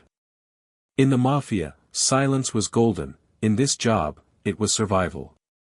The night of the heist, the terminal glowed with faint fluorescent light. Guards shuffled half asleep through their shifts, unaware that death and fortune were both on their doorstep. Around 3 a.m., a black van rolled through the gates. Inside it, Tommy and the others, masked, armed, and calm. It was a choreography of danger. The men moved with precision, their footsteps echoing against concrete floors slick with frost. They overpowered the guards swiftly. No shots fired, just whispers, orders, and the sharp click of pistols cocked in the dark. One guard tried to resist. Tommy pressed the barrel of his gun to the man's temple and hissed, "Do you want to live, or do you want to die here?" The man froze. Silence fell. The vault opened. And there it was. Stacks of cash, glittering jewelry, gold bars, $6 million in total, an unimaginable sum in 1978. For a moment, no one spoke. They just stared, breathing in the electric air of triumph. Then came the rush, duffel bags filled, hearts racing, adrenaline surging. Within minutes, the money was gone, loaded into the van, swallowed by the night. By dawn, New York was buzzing. The heist made headlines before the police even pieced together how it had been done. Largest cash robbery in American history, the papers screamed. The FBI was humiliated. Lufthansa security was torn apart by investigators. And in smoky backrooms across Queens and Brooklyn, the mob celebrated. Jimmy Burke was careful, or tried to be. He ordered the crew to stay quiet, lay low, and not spend a dime. But that kind of discipline rarely lasts among thieves. Some couldn't resist showing off. One man bought a new Cadillac. Another gifted his wife a mink coat. And with each slip, the danger grew. Jimmy's paranoia began to bloom, and in his world, paranoia was a death sentence for everyone involved. Tommy, meanwhile, walked with a swagger that couldn't be contained. He was alive with pride, convinced that his time had finally come. The whispers had started, that the bosses were impressed, that his loyalty and courage had not gone unnoticed. The long-awaited promise of being made was closer than ever. Tommy believed this heist would open the doors of power that had always been closed to him. But beneath the celebration, cracks were forming. The FBI was circling, building pressure from every direction. Associates were called in for questioning. The mob bosses grew nervous. Money began to vanish, millions unaccounted for, hidden by Jimmy or lost through greed. And as weeks turned into months, the crew that had once laughed together started dying, one by one. The heist that had united them now tore them apart. Tommy didn't see it coming, or maybe he did, but refused to believe it. He still trusted Jimmy, still thought the rules of loyalty meant something. But in the world of organized crime, loyalty had an expiration date, and Tommy's was running out. The Lufthansa heist became a curse disguised as a triumph. It brought riches that no one could spend, fame that no one wanted, and suspicion that no one could escape. Every survivor carried a target on their back, every dollar became evidence, every whisper a possible betrayal. The job that had promised freedom instead delivered fear. For Tommy, the night of the heist was both his greatest moment and the beginning of his end. He had stood at the peak of his world, armed, invincible, unstoppable. But what he couldn't see, what none of them could see, was that the same night they stole from Lufthansa, they also stole from the peace that kept them alive. In that silent, fog-shrouded dawn, as the van disappeared into the darkness, Tommy DeSimone might have believed he was untouchable. But the truth was already closing in, quietly, inevitably. Because in the Mafia, no one flies that close to the sun without falling. In the months following the Lufthansa heist, the mood in Queens shifted from celebration to suspicion. What had begun as the most daring and successful robbery in American history soon curdled into something darker, a storm of paranoia, greed, and blood. The money had vanished into shadows. The crew that had pulled off the impossible was now fractured by fear. And at the center of it all, Tommy DeSimone's smile had begun to fade. At first, there was euphoria. Jimmy Burke threw quiet parties at Robert's Lounge, his bar and unofficial headquarters. The men would sit in the back, sipping whiskey and laughing about how they'd made fools of the police and the airlines. It was the kind of triumph few gangsters ever experienced. They had taken millions right from under the government's nose. Tommy strutted through those gatherings like a champion. He wore tailored suits, carried himself like a man finally stepping into the respect he had always craved. But even in those smoky, late-night rooms, something felt off. Jimmy's eyes were colder. His conversations shorter. He was always looking over his shoulder, always whispering instead of talking. The laughter that once filled the lounge had turned hollow. And slowly, one by one, the familiar faces began to disappear. The first to go was Stax Edwards, the getaway driver. His job had been simple: get rid of the van after the heist, burn it, and keep quiet. But Stax made the fatal mistake of leaving it parked outside his girlfriend's apartment, where it was quickly discovered by police. Fingerprints were lifted, trails began to form, and Jimmy saw only one solution. Stax was found dead, shot in the back of the head. It was the first crack in what would soon become a massacre. Tommy didn't flinch at Stax's death. To him, it was business, a cleanup, nothing more. But the killings didn't stop there. Angelo Sepe vanished next. Then Louis Cafra. Then several others who'd played even the smallest role in the job. Each disappearance carried the same pattern: sudden, unexplained, and final. Some were found in car trunks. Some were never found at all. It was as if the air itself was swallowing them. Tommy began to sense the shift, the way conversations ended when he walked in, the way Jimmy's tone grew sharp when he asked questions. The paranoia that infected everyone else eventually reached him too. He started sleeping less, drinking more, watching cars that drove too slowly past his block. Even the thrill of violence, once his defining pleasure, began to lose its taste. For the first time in his life, Tommy felt hunted. Jimmy's reasons for the killings were practical, or so he said. Loose ends had to be tied, liabilities removed. But those who knew him whispered another theory: Jimmy wanted the money for himself. Millions in cash, small bills, easy to move. No one could trace it. And with each death, his share grew larger, his circle smaller. The FBI, meanwhile, was tightening the noose. They raided homes, wiretapped phones, followed girlfriends and wives. Agents worked around the clock trying to find the missing cash or the men who'd taken it. The pressure spread like poison, and Jimmy responded with the only language he trusted: fear. Tommy, however, still believed he was safe. He thought Jimmy was his friend, his mentor. The man who had given him purpose, jobs, and a sense of belonging. Tommy couldn't imagine that the same man would ever turn on him. But the whispers were growing louder, that Tommy had become a problem. That his temper had drawn too much attention. That he'd killed people without permission, including made men, breaking the Mafia's sacred rule.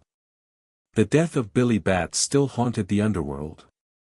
Batts was a made man in the Gambino family, and his murder, at Tommy's hands, had never been sanctioned. For years, it had been ignored, buried under favors and silence. But now, with the Lufthansa heist putting heat on everyone, old debts were being remembered. Batts's people wanted revenge. Jimmy knew that sooner or later, the Gambinos would come collecting, and when they did, they'd demand blood. For Tommy, the days grew shorter and colder. He began talking about his upcoming ceremony, how he was finally going to be made. He bragged that it was scheduled soon, that Paulie and the bosses were ready to welcome him. He was elated, almost childlike in his excitement. "You'll see," he told Henry Hill one night, smiling over his drink. "I'll finally be somebody." Henry didn't have the heart to tell him what he suspected, that the ceremony was a trap. Jimmy knew it too. But neither man said a word. The machine was already in motion. The same dream that had driven Tommy all his life was now leading him to his grave. The killings continued. Reports came in of bodies found in melting snow, of car trunks dripping blood, of men vanishing without a trace. Jimmy became quieter, colder, less human with each death. The paranoia had devoured him completely. He no longer trusted anyone, not Henry, not his crew, not even the family he'd once considered untouchable. And in that atmosphere of dread, Tommy's fate was sealed. In the dim corridors of the mob's power structure, his name was whispered like a problem that needed solving. Too wild. Too reckless. Too visible. The bosses had tolerated his madness for years because it was useful. But now, it was dangerous. The FBI was circling closer, and Tommy's reputation had become a beacon for unwanted attention. There was only one way to silence it forever.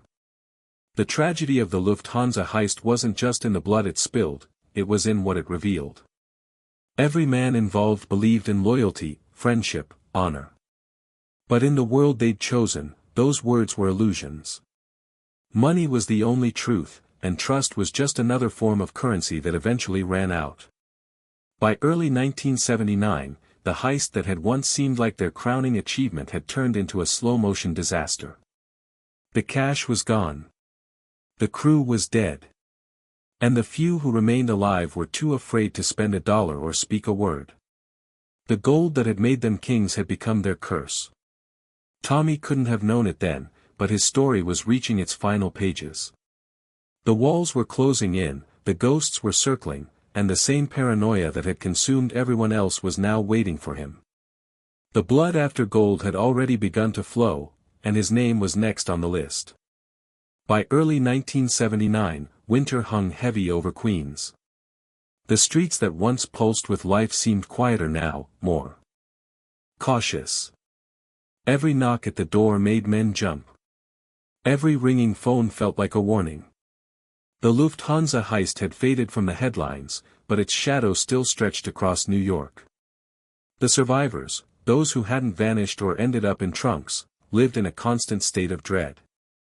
They were rich but terrified, powerful but trapped. And none more so than Tommy DeSimone. Tommy had started the new year with a rare kind of optimism. Word had spread through the grapevine that Paul Vario, one of the highest-ranking captains in the Lucchese family, was finally going to sponsor him for membership, to make him a made man. It was the one thing Tommy had wanted more than money, more than fame, more even than respect. Being made was everything. It meant safety, power, and legitimacy. It meant you could never be touched without permission from the bosses. For a man like Tommy, who had lived his entire life on the edge of violence, that promise sounded like peace. Jimmy Burke played his part perfectly. He fed the fantasy, telling Tommy that the ceremony was coming soon, that the bosses had noticed his loyalty, that all his hard work was finally paying off. Tommy believed him without question. He saw it as a reward not only for the Lufthansa job but for every murder, every act of violence he had committed in the name of the family. What Tommy didn't know was that Paul Vario had other plans, darker, more final. The problem was simple but deadly. Tommy had crossed a line years earlier when he killed Billy Batts, a made man in the Gambino family. The hit had been impulsive, done in a moment of rage after Batts had insulted him in front of his friends. The killing had been brutal, a beating so savage it left bloodstains that never fully came out of the floorboards. For a while, everyone thought the murder had been forgotten, buried under layers of mob politics and silence. But no one in the Mafia forgets a made man's death. It might take years, but vengeance always arrives. Paul Vario had tolerated Tommy for years because he was useful. He was fearless, efficient, and completely loyal to Jimmy Burke. But with the Lufthansa heist bringing heat from every direction, that usefulness had expired. The FBI was sniffing around, people were flipping, and the higher-ups wanted stability, not chaos. Tommy had become too unpredictable, too visible, too dangerous to keep around. And so the illusion of loyalty began. Jimmy Burke, who had once treated Tommy like a son, became distant. His phone calls grew shorter. His tone colder. But when he spoke about the upcoming ceremony, he did it with conviction, with the calm of a man delivering comfort before the kill. "You did good, kid," he told Tommy one night over drinks. "You've earned this. After this, nobody can touch you." Tommy's eyes lit up. He was grinning, like a child promised the world. "You think Paulie really means it?" he asked. Jimmy nodded. "He means it. They all do. It's your time." What Jimmy didn't say, what he couldn't say, was that Paul Vario himself had told the Gambino family where Tommy would be and when. It was a peace offering, a way to smooth over the bad blood from Bat's murder. The Gambinos wanted retribution, and Paulie was happy to deliver it. For Jimmy, the decision was practical. If Tommy died, the Bat's problem vanished, and Jimmy's own involvement in the Lufthansa chaos might fade from attention. In the days leading up to the supposed ceremony, Tommy was glowing with pride. He bought new clothes, polished his shoes, even got a haircut. He told Henry Hill that he couldn't wait to finally be somebody.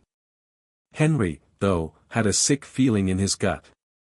The tone of Jimmy's voice when he mentioned the meeting, the vague location, the timing, it all felt wrong. "I don't like it, Tommy," Henry warned. "Something's off. Just wait a few weeks." But Tommy wouldn't hear it. "You don't get it," he said, his eyes burning with determination. "I've been waiting for this. My whole life." On the morning of his disappearance, he kissed his wife, Angela, and told her he'd be back later. He wore a dark suit, clean white shirt, and the quiet confidence of a man who believed he was walking into history. Jimmy drove him to the location, a quiet house somewhere outside Queens, maybe Long Island, maybe even farther. No one knows for sure. What happened next would never be officially recorded. What's known is that Tommy never came home. Jimmy returned later that day, quiet and grim. When Henry asked where Tommy was, Jimmy just shook his head. "He's gone," he said softly. "They made him." But the tone of his voice told a different story.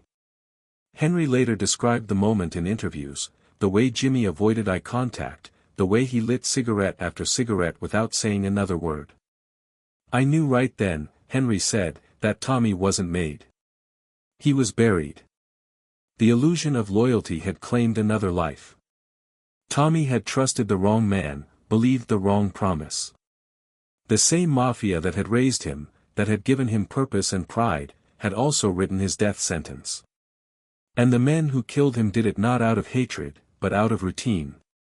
It was business, cold, calculated, and inevitable.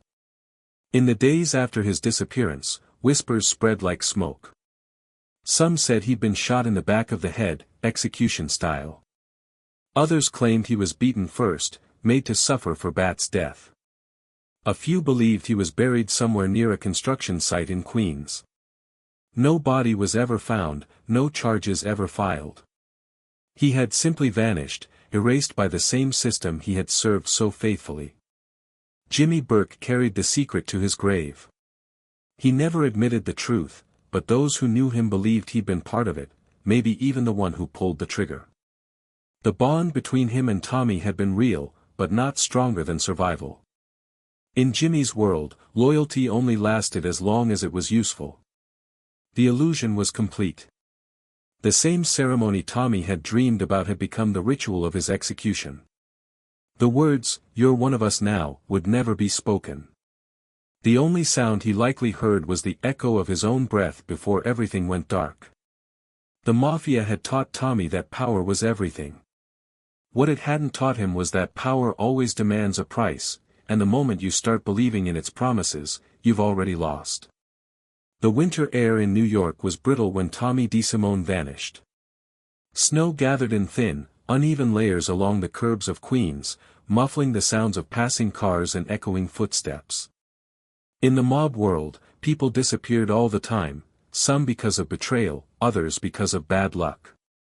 But when Tommy disappeared, it was different. It wasn't just another body gone missing. It was the silence that followed, deep, suffocating, absolute, that turned his vanishing into legend. For weeks after he failed to return from his supposed making ceremony, the streets buzzed with rumors. Some said he'd been made and gone into hiding, lying low to avoid the FBI heat. Others whispered that he'd been killed by the Gambinos for the Billy Bats murder. A few, too afraid to speak openly, suggested that Jimmy Burke himself had set him up. But no one knew. And in a world where knowledge meant survival, that uncertainty was terrifying. Henry Hill, Tommy's friend and partner, knew almost immediately that he was dead. He could see it in Jimmy's face, the way his mentor wouldn't meet his eyes, the way he spoke in quiet, clipped sentences. Jimmy was a man who didn't mourn publicly, but there was something heavy in his voice when he finally muttered, "They made him." In the Mafia, that phrase, "they made him," was double-edged. It could mean a man had been initiated, or that he'd been killed. The irony wasn't lost on Henry. They made him, he'd say years later, but not the way he wanted. The official story, if there ever was one, disappeared along with Tommy. The FBI had no body, no witnesses, no evidence. All they had were missing person reports and whispers from informants. Agents scoured construction sites, marshlands, and junkyards rumored to be mob burial grounds. Nothing. Tommy DeSimone had been erased as if he'd never existed. And yet, in that very erasure, his myth was born. People love mysteries, and the Mafia, for all its violence, understood the power of mystery better than anyone. A body gives closure. A disappearance gives immortality. Tommy became a ghost that haunted New York's underworld, a symbol of what happens when ambition meets the wrong end of loyalty. In backroom bars, men would tell the story over drinks, each version more elaborate than the last. Some claimed he was killed in a basement, tied to a chair, and shot multiple times as punishment for Bat's murder. Others said he was lured to a warehouse under the pretense of a meeting, only to be executed by Gambino enforcers. There were even stories that he had been buried alive, a myth so grisly it felt designed to make the listeners shiver. The truth, however, was likely far simpler. A single bullet, quick and efficient. No words, no ceremony, no hesitation. Just silence, the Mafia's final mercy. For Tommy's family, the uncertainty was torture. His wife, Angela, called around for days, trying to find out what had happened. No one would tell her anything. The mob had its code, no explanations, no apologies, no bodies. For her and their children, life simply continued without answers. One day he was there, the next he was gone. Henry Hill described the aftermath like a ghost story. "We'd go to Robert's lounge," he said, and it was like the air had changed. Tommy's chair was empty. No one talked about him, but everyone thought about him. You could feel it. Jimmy, too, seemed haunted. For weeks, he barely spoke, barely ate. Then, as gangsters often do, he simply moved on, cold, composed, as if nothing had happened. The streets demand forgetfulness. To linger on the dead is to invite your own end. But even as the underworld tried to forget, the mystery grew. Law enforcement couldn't let it go. The FBI devoted significant resources to finding his remains, hoping the discovery might break open the Lufthansa investigation. They interviewed witnesses, flipped low-level associates, and tracked every rumor. But each lead ended the same way, nowhere. The men who knew the truth were either dead or too loyal, and the few who might have spoken were too afraid. Decades later, long after most of those involved in the heist were gone, bones were occasionally found at old mob dumping grounds, half buried in concrete, hidden in basements, sealed behind walls. Each discovery reignited hope that maybe, just maybe, one of them belonged to Tommy DeSimone. But forensic testing always ruled them out. The legend endured. Over time, the mystery became part of his identity. Tommy wasn't remembered just as a killer or a gangster, he became a symbol of the Mafia's dark poetry. His story embodied the twin truths of that life, that loyalty is fragile, and that the line between honor and betrayal is invisible until it's too late. His disappearance also marked the beginning of the end for his world. The Lufthansa heist's aftermath had destroyed trust among the crews. Informants began talking, the FBI tightened its grip, and one by one, the old soldiers went down. Henry Hill eventually turned state's witness, and his testimony sent shockwaves through the entire structure. He named names, told stories, painted vivid pictures of the men he once called brothers. And through it all, one name kept surfacing like a ghost, Tommy DeSimone. By the time Goodfellas premiered in 1990, Tommy's myth had already outgrown reality.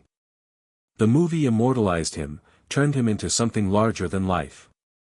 Joe Pesci's portrayal, manic, unpredictable, terrifying, captured the essence of Tommy's legend.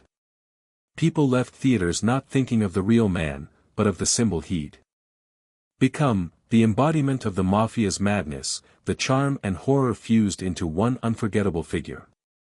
But beneath that cinematic brilliance was a truth far quieter and more tragic. Tommy wasn't born a monster, he was shaped by his world. A kid from Queens who learned early that violence earned respect, and that respect meant survival. He rose fast because he believed, with a kind of childlike devotion, in the rules of that world, loyalty, brotherhood, honor. What he never realized was that those same rules were written in invisible ink, erased the moment they stopped being convenient. The silence that followed his death wasn't just the end of a man, it was the end of an illusion. The mob loved to preach about family, but Tommy's disappearance exposed the truth. The Mafia was never a family. It was a business. And like any business, when someone becomes a liability, they're written off, permanently. And so, as the years rolled on, Tommy remained where he'd always been, in the shadows between fact and fiction.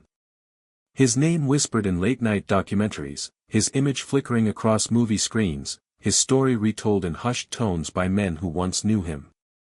Every time someone said, they never found his body, the legend grew a little stronger.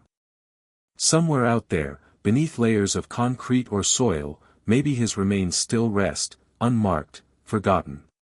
Or maybe, in the way legends do, he's become part of the city itself, his story lingering in the echo of subway tunnels, in the fog over Brooklyn rooftops, in the hum of sleepless nights when the past refuses to stay buried.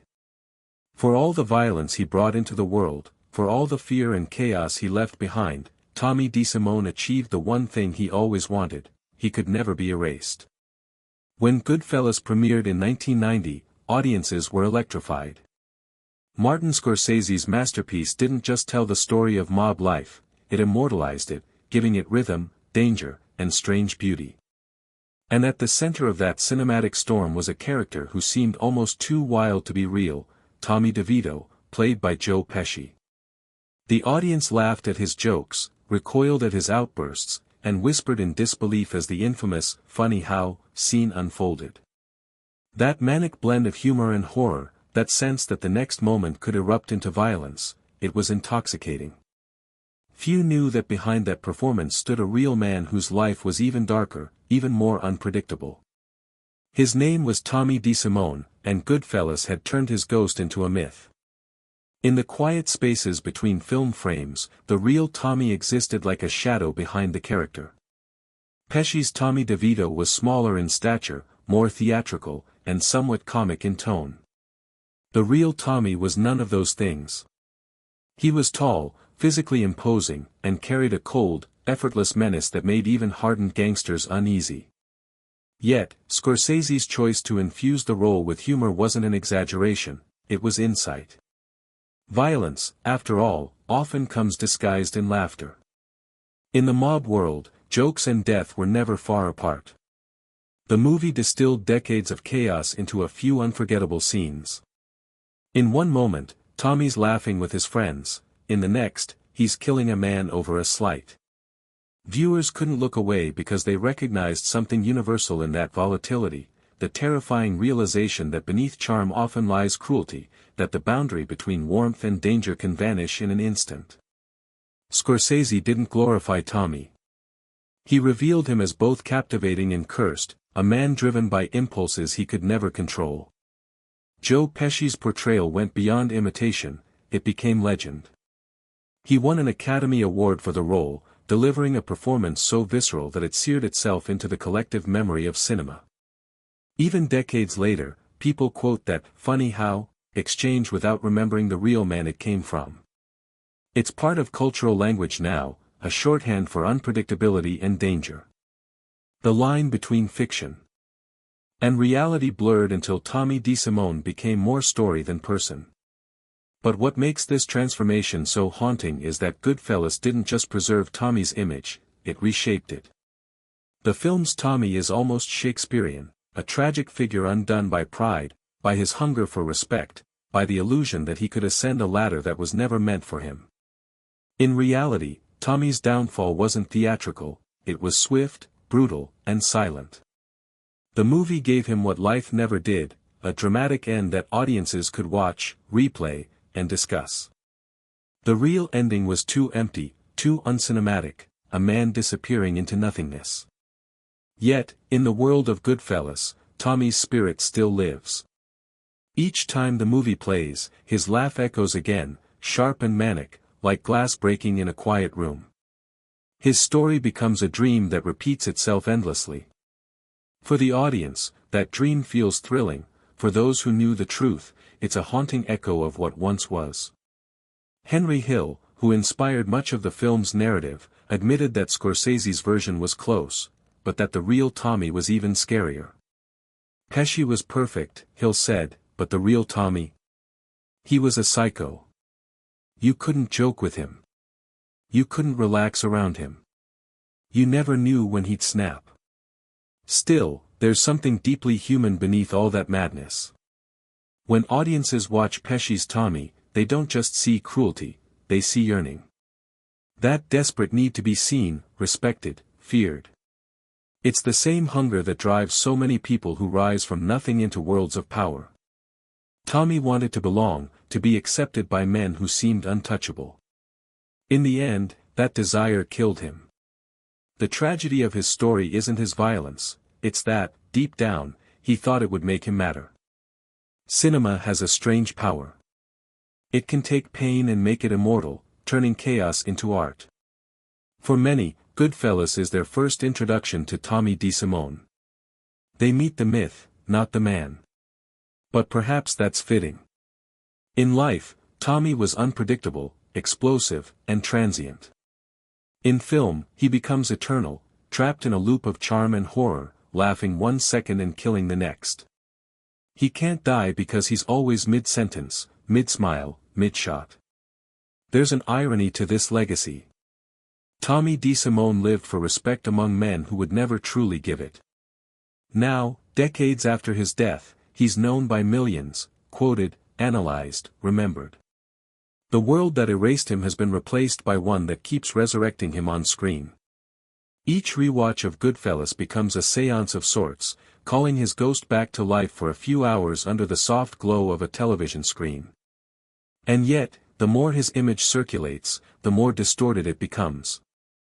The movie version is entertaining, the real one was terrifying. The screen offers distance, safety, control, things Tommy never had in life. Viewers can laugh at his outbursts, knowing they're fiction. His victims never had that luxury. Still, it's impossible to deny that the myth gives his story meaning. Through art, even the darkest figures can find a strange kind of redemption, not moral, but narrative. For Scorsese and Pesci, Tommy's story was a study of human extremes. For the audience, it's a reminder that violence can be seductive precisely because it feels alive, raw, unsanitized. But beneath the surface lies the lesson Henry Hill tried to express in interviews long after: there's nothing glamorous about it. You either die or you disappear. Today, Tommy DeSimone exists in two worlds. One is real, buried in the lost corners of mob history, whispered about in FBI files and barroom legends. The other flickers endlessly on screens across the world, his face lit by the golden light of cinema, forever 28, forever unpredictable. Every time someone quotes that iconic line, funny how, they unknowingly resurrect a piece of that long-dead man, giving new breath to his restless ghost. And maybe that's the final irony. The mob silenced him, buried him, erased him without a trace. But film, the thing he could never have imagined, brought him back. Not as a man, but as a myth, replayed endlessly in the dim light of late-night television, where stories of gangsters, ghosts, and glory lull people to sleep. In the end, perhaps that's what Tommy DeSimone always wanted, to be remembered. Not for his crimes, not for his brutality, but for the spark of chaos that made him unforgettable. And through Goodfellas, through the power of storytelling, that wish came true. The real man may be gone, but his legend will always live, framed forever between light and shadow, laughter and violence, dream and nightmare. By the late 1970s, Tommy DeSimone's world was unraveling faster than he could hold it together.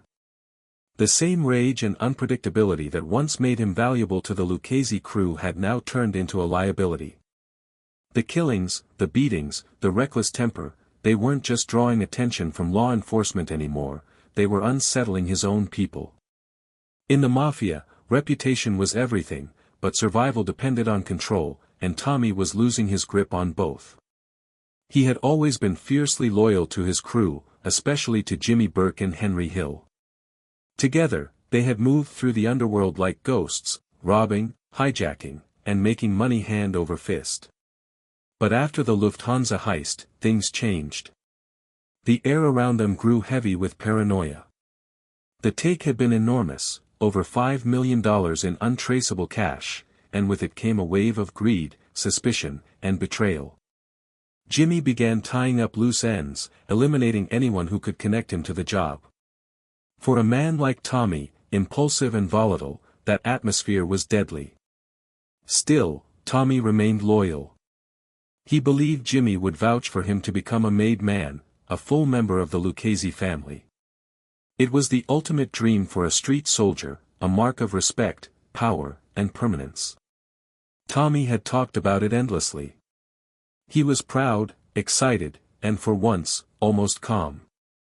He told Henry Hill that his ceremony was finally happening, that the bosses had approved him. After years of violence and proving himself, he thought his loyalty had earned him that honor. But behind the smiles and handshakes, the truth was darker. Tommy's loyalty had become meaningless because his actions had already crossed the one line the Mafia could never forgive: killing a made man without permission. That man was Billy Batts, a Gambino family soldier. No matter how much time passed, the Gambinos hadn't forgotten.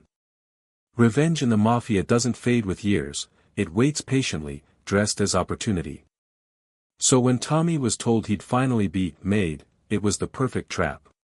He dressed sharply, full of anticipation, maybe even pride. Henry would later remember how calm he seemed that morning, how sure he was that his life was about to change forever. And it did, just not in the way he expected. The meeting was arranged in secret. The details remain fuzzy, like a story retold too many times. Some said he walked into a basement filled with men he trusted, only to realize too late what was happening.